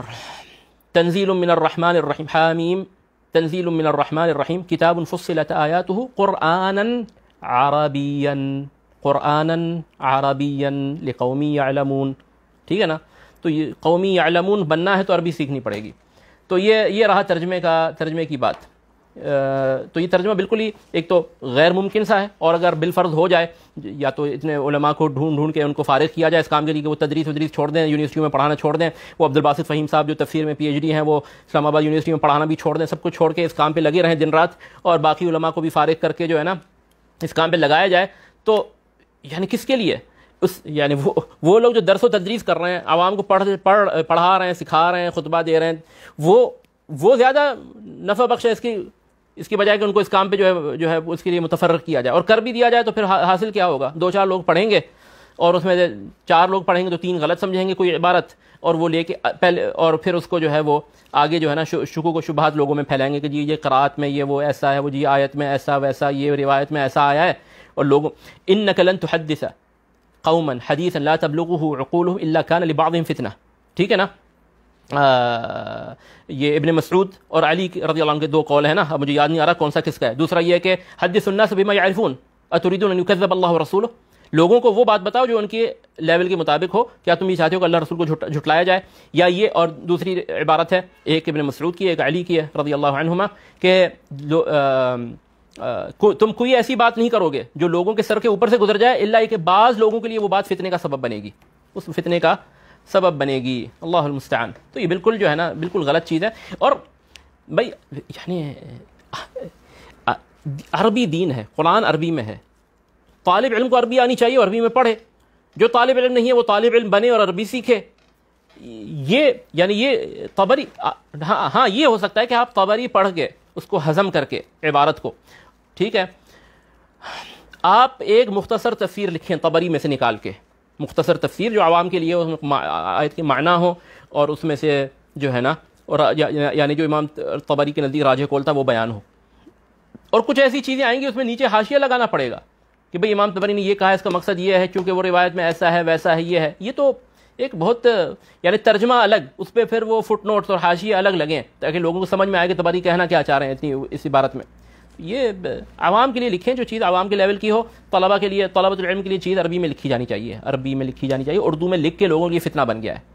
اب وہ بخاری کا بتایا نا، وہ بخاری میں سوقہ کا لفظ ہے، کسی نے اس کو پڑھ لیا، کسی بیوقوف نے، اس نے کہا جی سوقہ سے مراد ہے بازاری، تو اب یہ نبی صلی اللہ علیہ وسلم کے لیے کیسے استعمال ہوا ہے، اور وہ ایک لمبی کہانی کر دی کہ جی بخاری پر جو ہے نا وہ زبان درازی شروع کر دی امام صحیح البخاری پر۔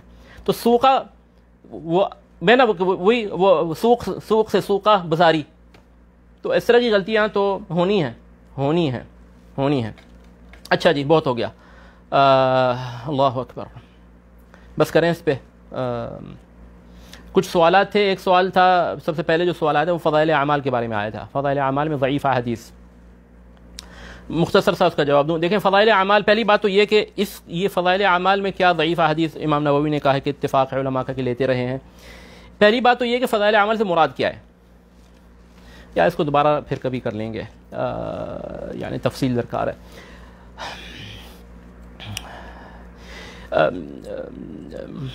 چلیں دیکھیں فضائل اعمال، فضائل الاعمال، ایک تو بات یہ کہ ترکیب میں سے مفہوم کیا لیا جا رہا ہے۔ فضائل الاعمال یعنی الاعمال الفاضلہ یا الفضائل للاعمال، اس پر جو ہے نا بڑی بنیاد ہے۔ یعنی اگر تو آپ یہ کہیں گے کہ ایک عمل ثابت ہے، اس کی فضائل میں جو حدیث آئی ہے وہ حدیث صرف اس کے فضائل میں، اس سے وہ عمل ثابت نہیں ہو رہا. آپ کی یہ مراد ہے تو یہ ایک الگ بات ہے. آپ کی اگر مراد ہے فضائل الاعمال یعنی الاعمال الفاضلہ، یعنی جیسے آپ کہتے ہیں کبار العلماء، تو کبار العلماء سے مراد ہیں کہ العلماء الکبار، ٹھیک ہے. تو یہ اضافت الصفت الى الموصوف، اضافت الصفت الى الموصوف. تو اگر یہ مراد ہے کہ فضائل یعنی جو فضیلت والے اعمال ہیں نوافل، اور وہ آپ ضعیف حدیث سے ثابت کر رہے ہیں تو اس کا پھر الگ حکم ہے.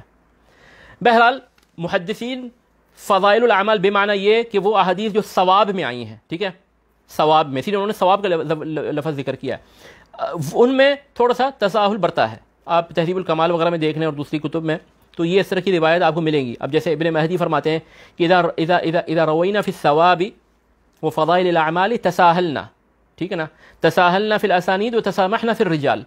اگر ہم فضائل اعمال کی احادیث روایت کرتے ہیں تو تھوڑی سی ہم نرمی لچک دکھاتے ہیں، تھوڑی سی اس میں اپنا بار لو رکھتے ہیں، تھوڑا سی اپنی شرط کو ہلکا رکھتے ہیں، ہاتھ ہلکا رکھتے ہیں اسناد میں بھی اور رجال میں بھی. وَإِذَا رَوَيْنَا فِي الْحَلَالِ وَالْحَرَامِ، لیکن جب حلال حرام کی حدیث آئے گی تو پھر ہم جو ہے اس میں سختی کرتے ہیں، تشددنا فی الاسانید والرجال.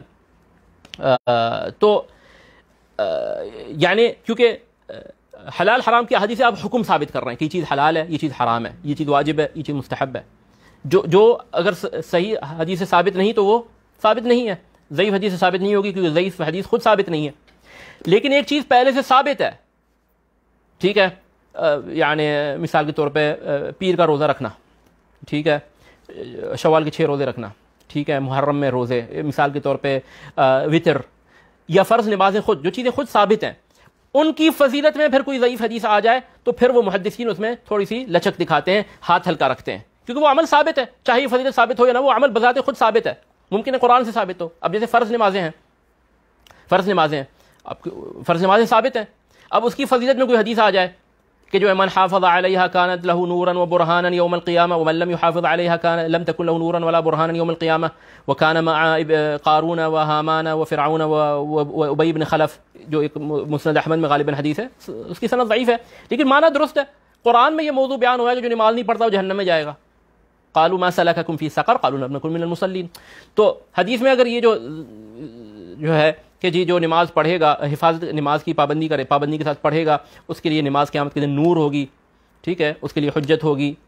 اور جو نہیں حفاظت کرے گا وہ تو نماز اس کے لیے نہ نور ہوگی نہ حجت ہوگی، اور اس کا حشر جو ہے فرعون اور قارون اور حامان کے ساتھ ہوگا. تو اب یہ اس حدیث کے ثابت ہونے یا نہ ہونے سے کوئی فرق نہیں پڑتا، نمازیں اپنی جگہ فرض ہیں. تو اس طرح اگر فضائل الاعمال مراد ہے تو جو ہے اس میں آپ اس میں جو ہے محدثین اور جو ہے وہ فقہا اور ائمہ جو ہے وہ یعنی ہاتھ ہلکا رکھتے ہیں، ٹھیک ہے. ایک تو یہ بات ہوئی. اما یہ کہ ایک عمل ثابت ہی نہیں ہے، آپ اس کو ضعیف حدیث سے ثابت کرنے چلیں، ٹھیک ہے، صحیح حدیث سے ثابت ہی نہیں ہے. اگر یہ آپ صلی اللہ علیہ وسلم سے نے کیا ہوتا، یعنی کوئی رجب میں کوئی خاص عمل، ٹھیک ہے، شعبان میں کوئی خاص عمل، ٹھیک ہے، 15ویں شعبان کا خاص قیام اللیل کرنا یا اس دن کا روزہ رکھنا، اذا کان لیلۃ النصف من شعبان فصوموا لیلھا فقوموا لیلھا وصوموا نہارھا، اس طرح کی چیزیں اگر تو ہوتا تو کسی صحیح حدیث میں ضرور آتا، منقول ہوتا. تو ضعیف حدیث سے ایک عمل ثابت کرنا، ایک حکم ثابت کرنا، تو یہ تو جو ہے یہ غلط ہے. لیکن اگر وہ عمل پہلے سے ثابت ہے، ضعیف حدیث میں اس کی فضیلت آئی ہے، تو اس میں جو ہے نا وہ آپ یعنی وہ حدیث بیان کر سکتے ہیں من باب ترغیب و ترہیب، ٹھیک ہے. آپ کہہ دیں کہ جی حدیث میں یوں آیا ہے اور ایک روایت میں یوں آیا ہے، ٹھیک ہے، تاکہ لوگوں میں وہ عمل میں رغبت دلانے کے لیے یا ان کو اس فرض عمل کو نہ کرنے میں یعنی اگر وہ نہ کریں تو ان کو ڈرانے کے لیے کہ آپ یہ عمل کریں. ایک تو یہ بات. دوسری بات یہ اس میں یہ بھی اس کا بھی خیال رکھنا چاہیے. اب دیکھیں امام نووی رحمہ اللہ خود جنہوں نے یہ آپ نے ان کا قاعدہ ذکر کیا، وہ 40 نوویہ میں لائے ہیں کچھ ضعیف احادیث، ٹھیک ہے نا، لیکن وہ حدیث معنی کے لحاظ سے بالکل درست ہیں اور دوسری احادیث اور آیات میں یہ معنی بیان ہوا ہے. تو یعنی مثال کے طور پہ جو ہے نا، ازہد فی الدنیا یحبک اللہ وازہد فیما عند الناس یحبک الناس، ٹھیک ہے، ازہد فی الدنیا یحبک اللہ وازہد فیما عند الناس یحبک الناس. تو دنیا میں زہد اپناؤ، بے رغبتی اپناؤ، اللہ آخرت کی طرف رغبت اپناؤ، اللہ آپ سے محبت کرے گا. اب یہ تو پورے قرآن میں موضوع بیان ہوا ہے، یہ حدیث ضعیف ہے تو کیا ہو گیا، یعنی موضوع تو یعنی تو اس میں اس کے بیان کرنے میں کوئی حرج نہیں. تو اس طرح اب ایک تو یہ چیز ہوئی. دوسری چیز یہ ہوئی کہ جب وہ ائمہ کہتے ہیں کہ ہم تھوڑا ہاتھ ہلکا رکھتے ہیں تو اس سے ان کی کیا مراد ہے. یہ تھوڑی کہ وہ جو ہے نا متروک اور جو ہے وہ متروک اور متہم بالکذب راویوں سے شدید الضعف حدیثوں کی بات کر رہے ہیں. ائمہ اوائل یا حتیٰ کہ امام بخاری بھی ہاتھ ہلکا رکھتے ہیں. وہ خالد بن مخلد القطوانی کی جو حدیث ہے، اب چلیں اس کو چھوڑیں. تو امام احمد جب فرماتے ہیں، امام احمد فرماتے ہیں کہ جب ان سے ابن اسحاق کا ذکر ہوا، ابن اسحاق تقریب التہذیب میں یا متاخرین کے ہاں کیا ہے کہ وہ صدوق راوی ہے، ٹھیک ہے نا. تو صدوق راوی کی حدیث کیا ہوتی ہے متاخرین کے ہاں؟ حسن ہوتی ہے نا. تو یعنی یہ لیکن یہ حسن بھی اگر صحیح سے آپ اس کو کمپیئر کریں تو ایک نسبتاً ایک ضعف ہے نا اس میں.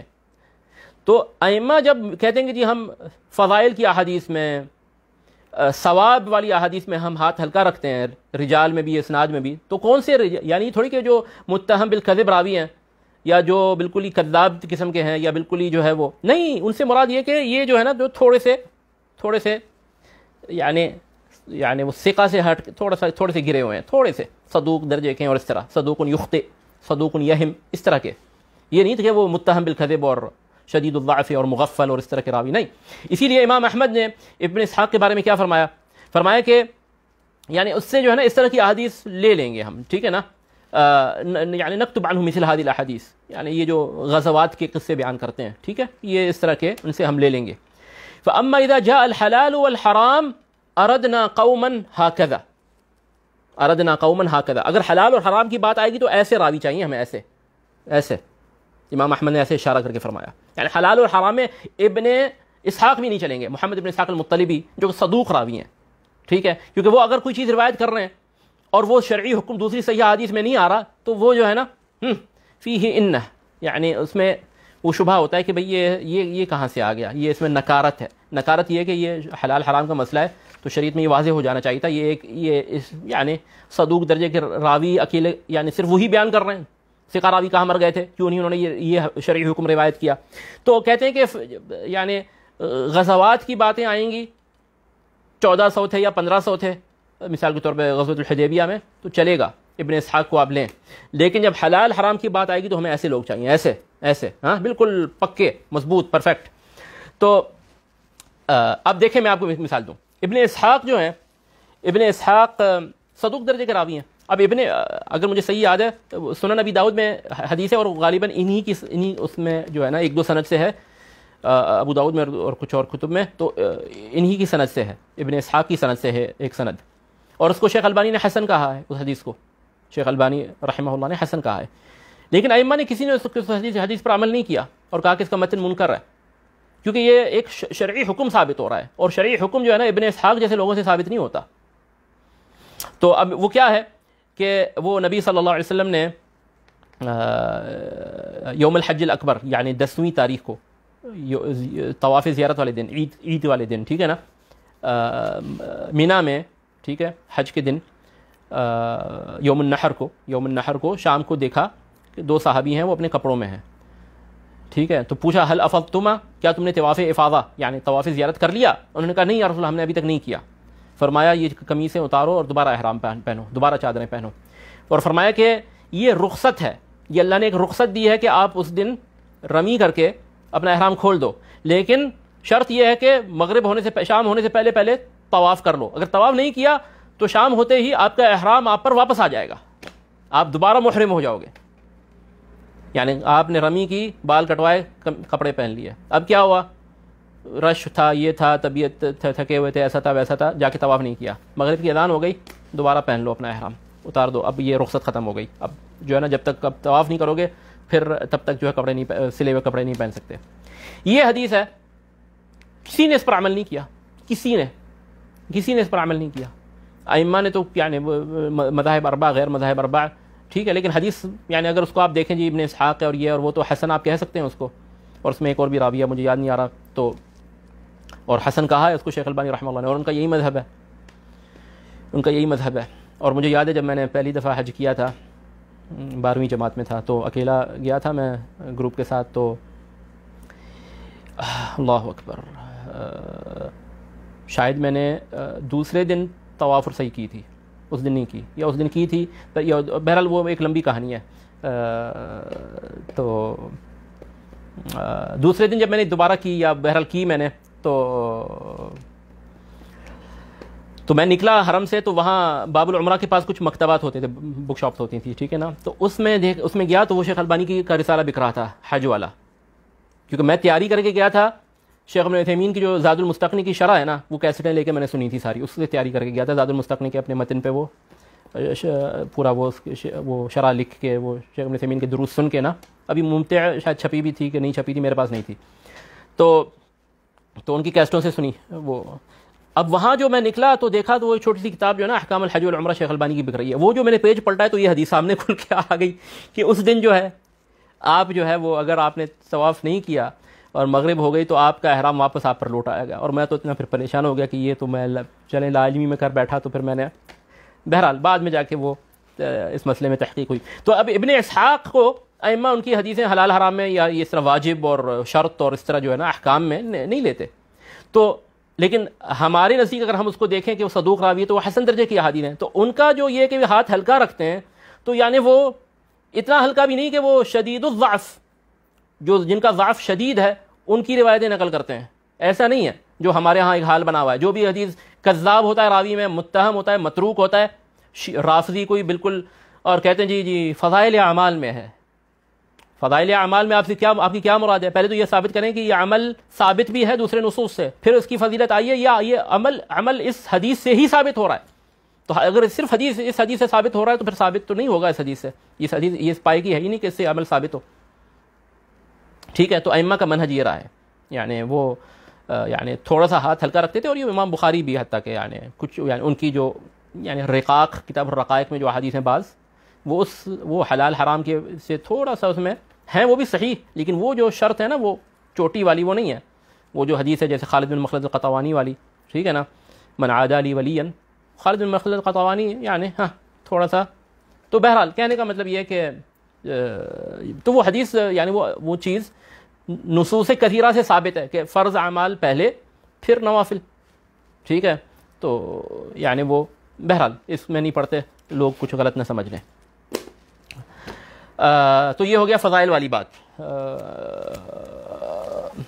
اور کیا تھا؟ اب مجھے کچھ یاد بھی نہیں ہے کیا لوگوں نے کچھ سوال پوچھے تھے۔ چلیں میں سمجھتا ہوں کافی ٹائم ہو گیا، 1.5 گھنٹہ ہو گیا ہے، اسی پر اکتفا کرتے ہیں، انشاءاللہ پھر کوئی اس سلسلے میں مجلس رکھیں گے۔ کچھ ہاں وہ جی بالکل بہت اچھا فرمایا آپ نے محسن بھائی، آپ نے بہت اچھا فرمایا۔ نصرکم اللہ ببدر وانتم اذلہ، ولقد نصرکم اللہ ببدر وانتم اذلہ، وانتم اذلہ، لقد نصرکم اللہ ببدر وانتم اذلہ۔ تو اذلہ، اور یہ انگلش کے ترجموں میں ہے ڈی بیسڈ، ہیومیلیٹڈ، اس طرح کے ترجمے کیے ہیں لوگوں نے کہ جی ذلیل تھے تم، یہاں ذلیل سے مراد قلت ہے، قلیل تھے، یعنی فی العدد والعدد، فی العدت یعنی فی العدد والعدد، یعنی عدد بھی تمہارا قلیل تھا بدر پہ، کمزور تھے، یہاں ذلیل سے مراد کمزور تھے، اور تمہارے پاس ہتھیار بھی کم تھے۔ تو اب کوئی پڑھے گا جی اللہ تعالیٰ کہہ رہے ہیں کہ تم لوگ ذلیل تھے بدر والے دن، صحابہ سے خود خطاب کر رہے ہیں، تو اس طرح کی چیزیں ہوتی ہیں۔ ہاں جی، بارک اللہ فیک و ایاک اخی عبد الرب۔ شیخ کیا سیاح ستہ کا ترجمہ ایک مستحسن اقدام تھا، ایک ذاتی رائے کیا ہے؟ مستحسن اقدام تھا کہ آپ کی صحاح ستہ کا یعنی بخاری مسلم ابو داؤد ترمذی کا ہو جاتا اور بس اسی پر اکتفا کی جاتی، ٹھیک ہے نا، بخاری مسلم ابو داؤد اور ترمذی، بس اسی پر اکتفا کی جاتی، اور کسی حدیث کی کتاب کا ترجمہ کرنے کی ضرورت بالکل نہیں تھی۔ نسائی کی کتاب علل کی کتاب ہے اختلاف علی فلان، ما جاء فی من الاختلاف علی فلان، کیا سمجھیں گے علماء ہی نہیں سمجھتے، کہتے ہیں کہ وہ جی تفنن ہے۔ تفنن کیا ہے؟ وہ اعلال کر رہے ہیں، وہ روایت کا اعلال کر رہے ہیں کہ جی اس راوی پر اختلاف ہے۔ بہرحال ابن ماجہ میں تو کچھ موضوع روایات ہیں، تو اگر بخاری مسلم اور مختصر کر کے یعنی مختصر جیسے مختصر اور اس کی پر شرح اور تعلیقات کچھ لگا کے بخاری مسلم ابو داؤد ترمذی، بس اسی پر اکتفا ہونی چاہیے، ترجمہ اور کسی حدیث کی کتاب کا ترجمہ کرنے کی ضرورت نہیں ہے۔ اور عوام کے لیے منتخب احادیث تیار کی جائیں، منتخب احادیث. یعنی میں اور پھر فضائل میں بھی یہ بات آتی ہے, یعنی کیا متفق علیہ احادیث اتنی تھوڑی ہیں جو ہم دوسری احادیث کی طرف جائیں. یعنی عوام پہلے متفق بخاری مسلم تو پڑھ لیں. مسلم نے تو خاص کہا ہے کہ میں نے تو عوام کے لیے کتاب لکھی ہے, انہوں نے تو ترتیب آسان رکھی ہے. بخاری تو جو ہے نا گھماتے ہیں طالب علم کا دماغ گھماتے ہیں, ڈھونڈو ادھر کی ادھر, آدھی ادھر جو ہے معلقاً, ادھر مسنداً, باب کچھ ہے نیچے حدیث کچھ ہے, وہ جو خوب جو ہے نا طالب علم کی لگاتے ہیں, مشق کرواتے ہیں اس کو. لیکن مسلم بالکل سیدھا سادہ جو ہے نا وہ ترتیب باندھتے ہو, حدیث ترتیب وار بہت پیارے انداز میں جو ہے وہ. تو عوام اگر صحیح مسلم ہی پڑھ لیں بڑی بات ہے. اور مجھے حیرت ہوتی ہے یہ دوسری کتابوں کا ترجمہ ہونے کا نتیجہ کیا نکلا ہے. بلکہ ایک تو دوسری کتابوں کا ترجمہ ہوا ہے, دوسرا یہ کہ مشائخ صحیحین کی جگہ کی بجائے دوسری کتب سے احادیث نکال کر خطب اور وعظ میں پیش کرتے ہیں. تو اس کا نتیجہ کیا نکلا ہے کہ وہ حدیث صحیحین میں ہوتی ہے اور لوگ اس کو فیس بک پہ لگا رہے ہوتے ہیں جی ابن ماجہ میں اور شیخ البانی نے صحیح کہا ہے. یعنی حد ہو گئی. بخاری میں حدیث ہے وہ ٹھیک ہے, ابن ماجہ میں بھی ہے, لیکن تم نے بخاری چھوڑ کے ادھر گئے کیوں؟ یعنی یہ تمہاری جہالت ہے نا. بخاری مسلم یعنی واعظین بھی پتہ نہیں کیوں ان کو طبرانی اور جو ہے ادھر سے ڈھونڈ کے نکالنی ہوتی ہیں, جن کو خاص طور پہ حدیث کا ذوق نہیں ہے. اگر کوئی صحیح سند وہاں موقوفات مل جاتی ہیں, اچھی چیزیں, کچھ صحابہ کے قصے, تابعین کے یعنی کوئی اقوال, تو الگ بات ہے. لیکن اللہ اکبر. تو اور دوسرا عوام بھی جو ہے وہ پتہ نہیں وہ ابن ماجہ کوئی پڑھ رہا ہے, اس میں سے حدیثیں نکال کے پھر اشکال پیش کر رہا ہے. بخاری مسلم ہی پڑھ لیں, زندگی کھپ جائے گی, پوری پڑھ پائیں صحیح سے. تو یعنی پتہ نہیں کیوں اتنا یہ اب تو ہر کتاب کا ترجمہ طبرانی کا پتہ نہیں ترجمہ کیا کہ نہیں, ہو جائے گا کچھ دنوں میں. مسند الرویانی کا بھی ہو جائے گا اور پتہ نہیں کیا, اور وہ مسند الفردوس کا بھی کر دیں گے. پھر وہ موضوع روایت کی بھرمار جو ہے نا آپ کے شروع ہو جائے گی. تو اور میں اچھا وہ فضائل میں ایک اور چیز یاد آئی ابھی فضائل میں, کہ فضائل میں جب محدثین نے ہاتھ ہلکا رکھا ہے تو آپ ان کی کتب الزہد کو دیکھ لیں. کتب الزہد, امام احمد کی کتاب الزہد کو دیکھ لیں, ابو داؤد کی کتاب الزہد کو دیکھ لیں, وقیع کی کتاب الزہد کو دیکھ لیں, حناد ابن السری کی کتاب الزہد کو دیکھ لیں. تو اس میں آپ دیکھیں گے کہ کچھ اسرائیلیات ہیں. کوئی تابعی کہہ رہے ہیں کہ میں نے پرانی کتابوں میں پڑھا کہ حضرت عیسیٰ نے یوں فرمایا تھا, ٹھیک ہے, کہ دنیا سے دل نہ لگاؤ اور ایسا اور ویسا. تو انہوں نے ہاتھ ہلکا رکھا ہے کیونکہ اس سے کوئی نئی چیز نہیں ثابت ہو رہی. یہ تو قرآن میں بھی یہ مفہوم موجود ہے, حدثوا عن بنی اسرائیل ولا حرج. تو جب بنی اسرائیل سے بھی یعنی اگر وہ معنی درست ہے, قرآن کی موافق ہے, تو جب بنی اسرائیل سے اگر وہ نقل کیا جا سکتا ہے, یعنی جو معنی درست ہے اور قرآن و حدیث کے مطابق ہے, تو ضعیف حدیث سے بھی نقل ہو سکتا ہے. یعنی من باب اولا, کیونکہ اس کی کم از کم سند ہے, ٹھیک ہے. وہ تو بنی اسرائیل کے آثار کی تو کوئی سند بھی نہیں ہے, نہ سر ہے نہ پیر ہے, لیکن پھر بھی. تو کہنے کا مطلب یہ کہ اور پھر ان کا مقصد کیا ہوتا ہے, اور یہ نقطہ بھی یاد رکھیے گا. یعنی جب محدثین یعنی کتب الزہد میں ہاتھ ہلکا رکھتے ہیں, یا کتب المغازی میں سیرت کی روایت میں ہاتھ ہلکا رکھتے ہیں, یا حتیٰ کہ تفسیر کی روایات میں, ٹھیک ہے نا, اس میں مرسل روایت آتی ہیں. قتادہ نے کیا سبب نزول کو پایا تھا, قتادہ تابعی ہیں, سبب نزول کے وقت وہ پیدا بھی نہیں ہوئے تھے, تو ان کی وہ جب سبب نزول بیان کرتے تو مرسل ہے. اور مرسل امام احمد کہتے ہیں کہ والمرسل فی قولنا وقول اہل العلم بالحدیث لیس بحجہ. تو اب تو جب مفسرین یہ مرسل روایت تفسیر میں لاتے ہیں, اور محدثین یہ مغازی میں اور رقائق میں اور یہ کتاب الزہد میں, تو ان کا مقصد ایک ایک روایت کو حجت بنا کر بات کرنا نہیں ہوتا. حتیٰ کہ کتب السنہ میں, کتاب السنہ جیسے السنہ لعبداللہ بن احمد بن حنبل ہے, السنہ للخلال ہے, السنہ یعنی شریعہ للاجری ہے, ان کا مقصد ہوتا ہے کہ ان آثار کو آپ ملا کے لیں, ٹھیک ہے, ان سب آثار سے, ٹھیک ہے. اب طبری اس آیت کی تفسیر میں قتادہ سے لائیں, قول مجاہد سے لائیں, ضحاک سے لائیں, ابن عباس سے لائیں ضعیف سند کے ساتھ, اور ابن مسعود سے لائیں. اب آپ ایک ہے کہ سند کی جانچ پڑتال نہ کریں, سب کا مفہوم ایک یہ, تو ان کو ملا کے جو ہے وہ لیں. زہد میں ملا کے جو مفہوم نکل رہا ہے زہد کا, وہ آپ لیں. یہ نہیں کہ عیسیٰ نے یہ فرمایا تھا یا نہیں فرمایا تھا, اب آپ اس کی اسناد کہاں ہے, تابعی نے کہاں, تابعی فرما رہے ہیں کہ حضرت عیسیٰ نے فرمایا, کہاں سے, وہ مقصد نہیں ہوتا. مقصد ہوتا ہے کہ یہ اس باب میں اس معنی کے یہ آثار منقول ہوئے ہیں, آپ ان کا ملا کے جو مفہوم نکل رہا ہے وہ لیں. اگر کسی ایک چیز میں کوئی خاص چیز ہے تو اس پر بنیاد نہیں رکھی جائے گی, ملا کے جو کامن اس کا جو ہے نا, جو کامن اس میں سے مفہوم نکل رہا ہے اس کو لیا جائے گا. تو یہ فضائل میں, تو بہرحال فضائل میں بھی خطبہ اور واعظین کو تو چاہیے عوام کے سامنے صحیح حدیث پیش کریں. اتنی صحیح حدیث ہیں, آپ جب بھی بخاری پڑھیں آپ کو لگے گا ارے یہ حدیث تو پہلی دفعہ میں پڑھ رہا ہوں, اتنی صحیح حدیث ہیں, اتنی چیزیں ہیں. مسلم میں اتنی چیزیں ہیں, مسلم میں کچھ صحابہ کے وعظ ہیں موقوف, ٹھیک ہے, بہت اچھا وعظ ہے, وہ صحابی کا نام یاد نہیں آ رہا, تو کافی چیزیں ہیں. کافی چیزیں، لیکن اگر لوگ پڑھتے وہ جاتے ہیں ابن ماجہ اور طبرانی کی طرف، تو یہ بھی بڑا جو ہے نا ایک عجیب جو ہے المیہ ہے. بس وہ ہوتا ہے نا کہ وہ انسان نئی چیز کی طرف اس کی ہوتا ہے. ابھی کوئی ترجمہ ہو جائے گا طبرانی کا، یا مثال کے طور پہ کیا کتابیں ہیں، مسند ابی یعلا رکھی ہے، ہاں، یا پھر مسند رویانی، ٹھیک ہے، یا اس طرح کا کچھ کسی کتاب کا ترجمہ ہو جائے گا تو لوگ ٹوٹ پڑیں گے خریدنے کے لیے. ابھی بخاری مسلم کبھی انہوں نے پوری پڑھی نہیں، اور لوگ خریدیں گے اور اس میں سے پلٹا کے ادھر ادھر سے پڑھیں گے، پھر کوئی شبہ آئے گا، اور پھر وہ جو ہے یعنی ہمارا یہی کام رہ جائے گا کہ لوگ پڑھیں الٹا سیدھا، اور پھر جو ہے ہم ان کے بیٹھ کے اشکالات حل کریں. واللہ المستعان. ہاں دیکھیں، کبھی بھی کسی کتاب کا میں سمجھتا ہوں لفظ بلفظ ترجمہ نہیں ہونا چاہیے. حدیث کی کتاب تو چلیں، حدیث کی کتاب ہے، وہ تو آپ صلی اللہ علیہ وسلم کے اقوال ہیں، لیکن اصلاحی کتابیں ہیں، سیرت کی کتابیں ہیں، آپ اس کو ریفریز کریں نا اس لغت کے حساب سے جس میں آپ ترجمہ کر رہے ہیں. ممکن ہے آپ کو کوئی چیز صحیح نہ لگے، دوسری کتاب میں ایک صحیح چیز ہے وہ اس میں بڑھا دیں، کوئی چیز گھٹا دیں. مہذب کر کے اس کا ترجمہ کریں، مہذباً تہذیب کریں اس کی، ٹھیک ہے. اس میں آپ اور اصل میں یا تو سستی ہے کہ بھئی ایک کتاب پکڑو اس کا ہر حرفاً بحرف ترجمہ کرتے چلے جاؤ. بھائی آپ اگر واقعی آپ امت کے لیے خیر خواہ ہو، آپ اس موضوع پر 10 کتابیں پڑھو، ایک کتاب نہیں 10 کتابیں پڑھو، ٹھیک ہے. پھر ان 10 کتابوں کو ہضم کرو، ٹھیک ہے. پھر ہضم کر کے شہد نکالو اس کا. جیسے شہد کی مکھی 10 پھولوں سے لیتی ہے، 10 پھول سے کیا شاید 100 پھول سے لیتی ہے، تو ایک جو ہے ایک قطرہ بنتا ہے اس شہد کا، یا ایک جو ہے چمچہ بنتا ہے. تو وہ مختلف پھولوں سے لے کے آپ بھی ساری کتابیں اس پر پڑھو، پہلے مسئلہ خود سمجھو، اس کو ہضم کرو، پھر اپنے الفاظ میں اس لغت میں بیان کرو اس چیز کو. آپ فتح الباری کا ترجمہ، یعنی کیا عجیب لوگ ہیں. آپ پڑھو فتح الباری، آپ عمدۃ القاری پڑھو، آپ توضیح شرح الجامع الصحیح پڑھو، آپ فتح ذی الجلال کیا ہے فتح یہ جو ہے شیخ عبدالعزیز الراجحی کی جو شرح ہے، فتح ذی الجلال نہیں، بہرحال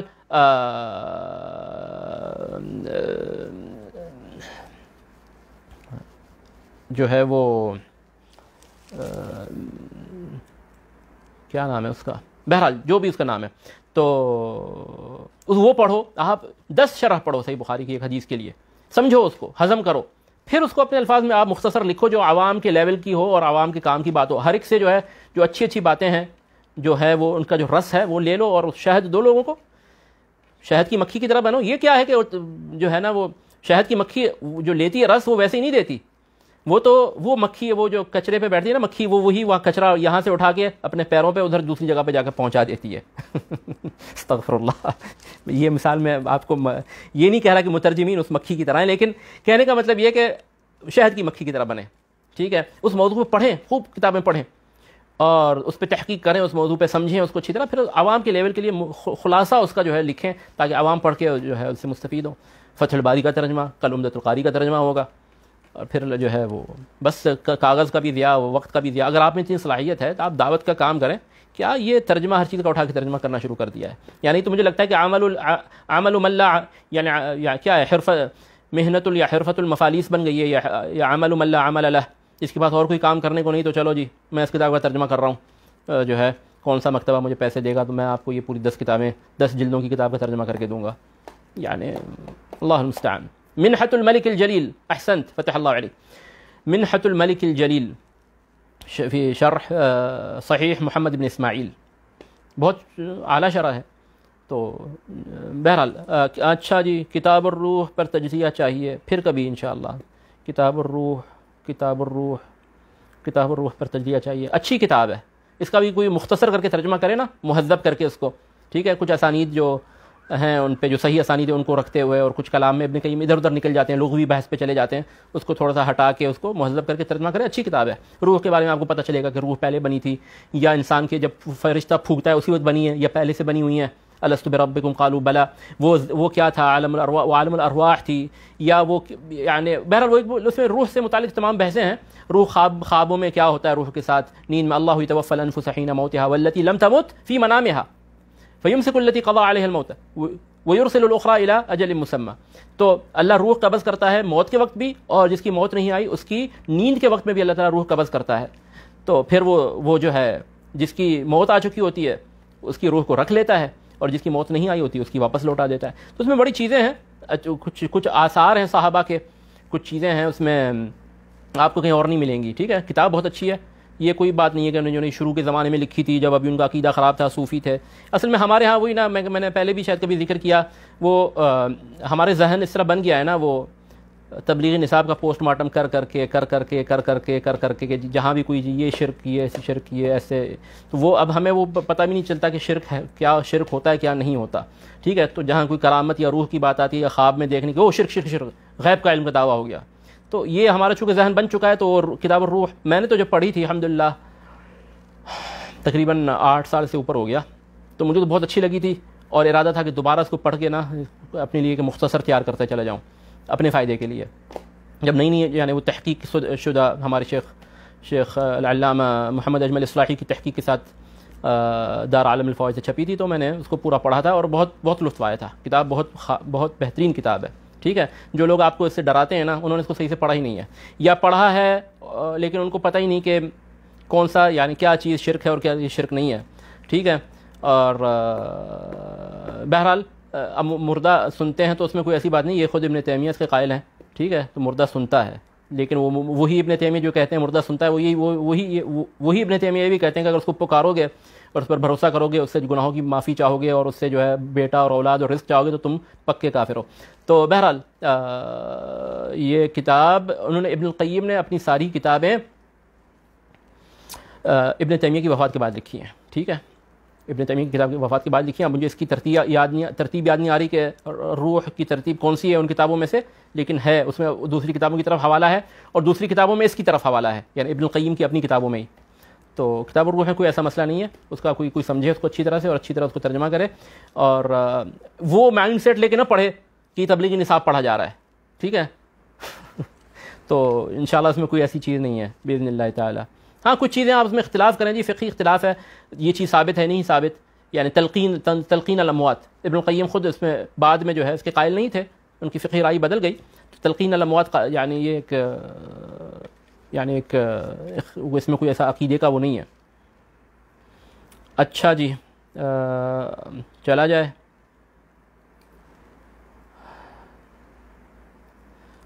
ٹھیک ہے، انشاءاللہ پھر کبھی جو ہے انشاءاللہ نشست رکھی جائے گی. کچھ بھائیوں نے شاید ہاتھ باندھنے کے مسئلے کا ذکر کیا تھا، اس کے لیے پھر پوری تیاری کر کے نا وہ روایات لا کے وائٹ بورڈ پہ انشاءاللہ پورا شجرہ بنا کے آپ کو دکھائیں گے کہ وہ مؤمل کیا نام ہے اس کا، مؤمل بن اسماعیل، اس کا تفرد جو ہے. ٹھیک ہے، ابن خزیمہ میں. اچھا،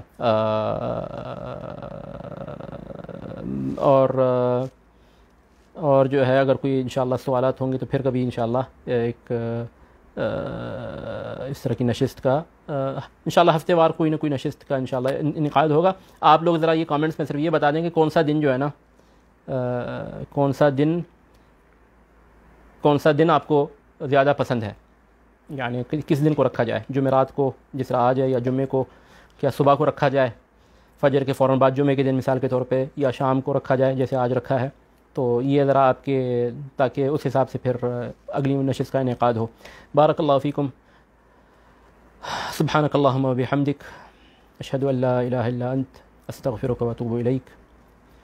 السلام علیکم ورحمۃ اللہ وبرکاتہ.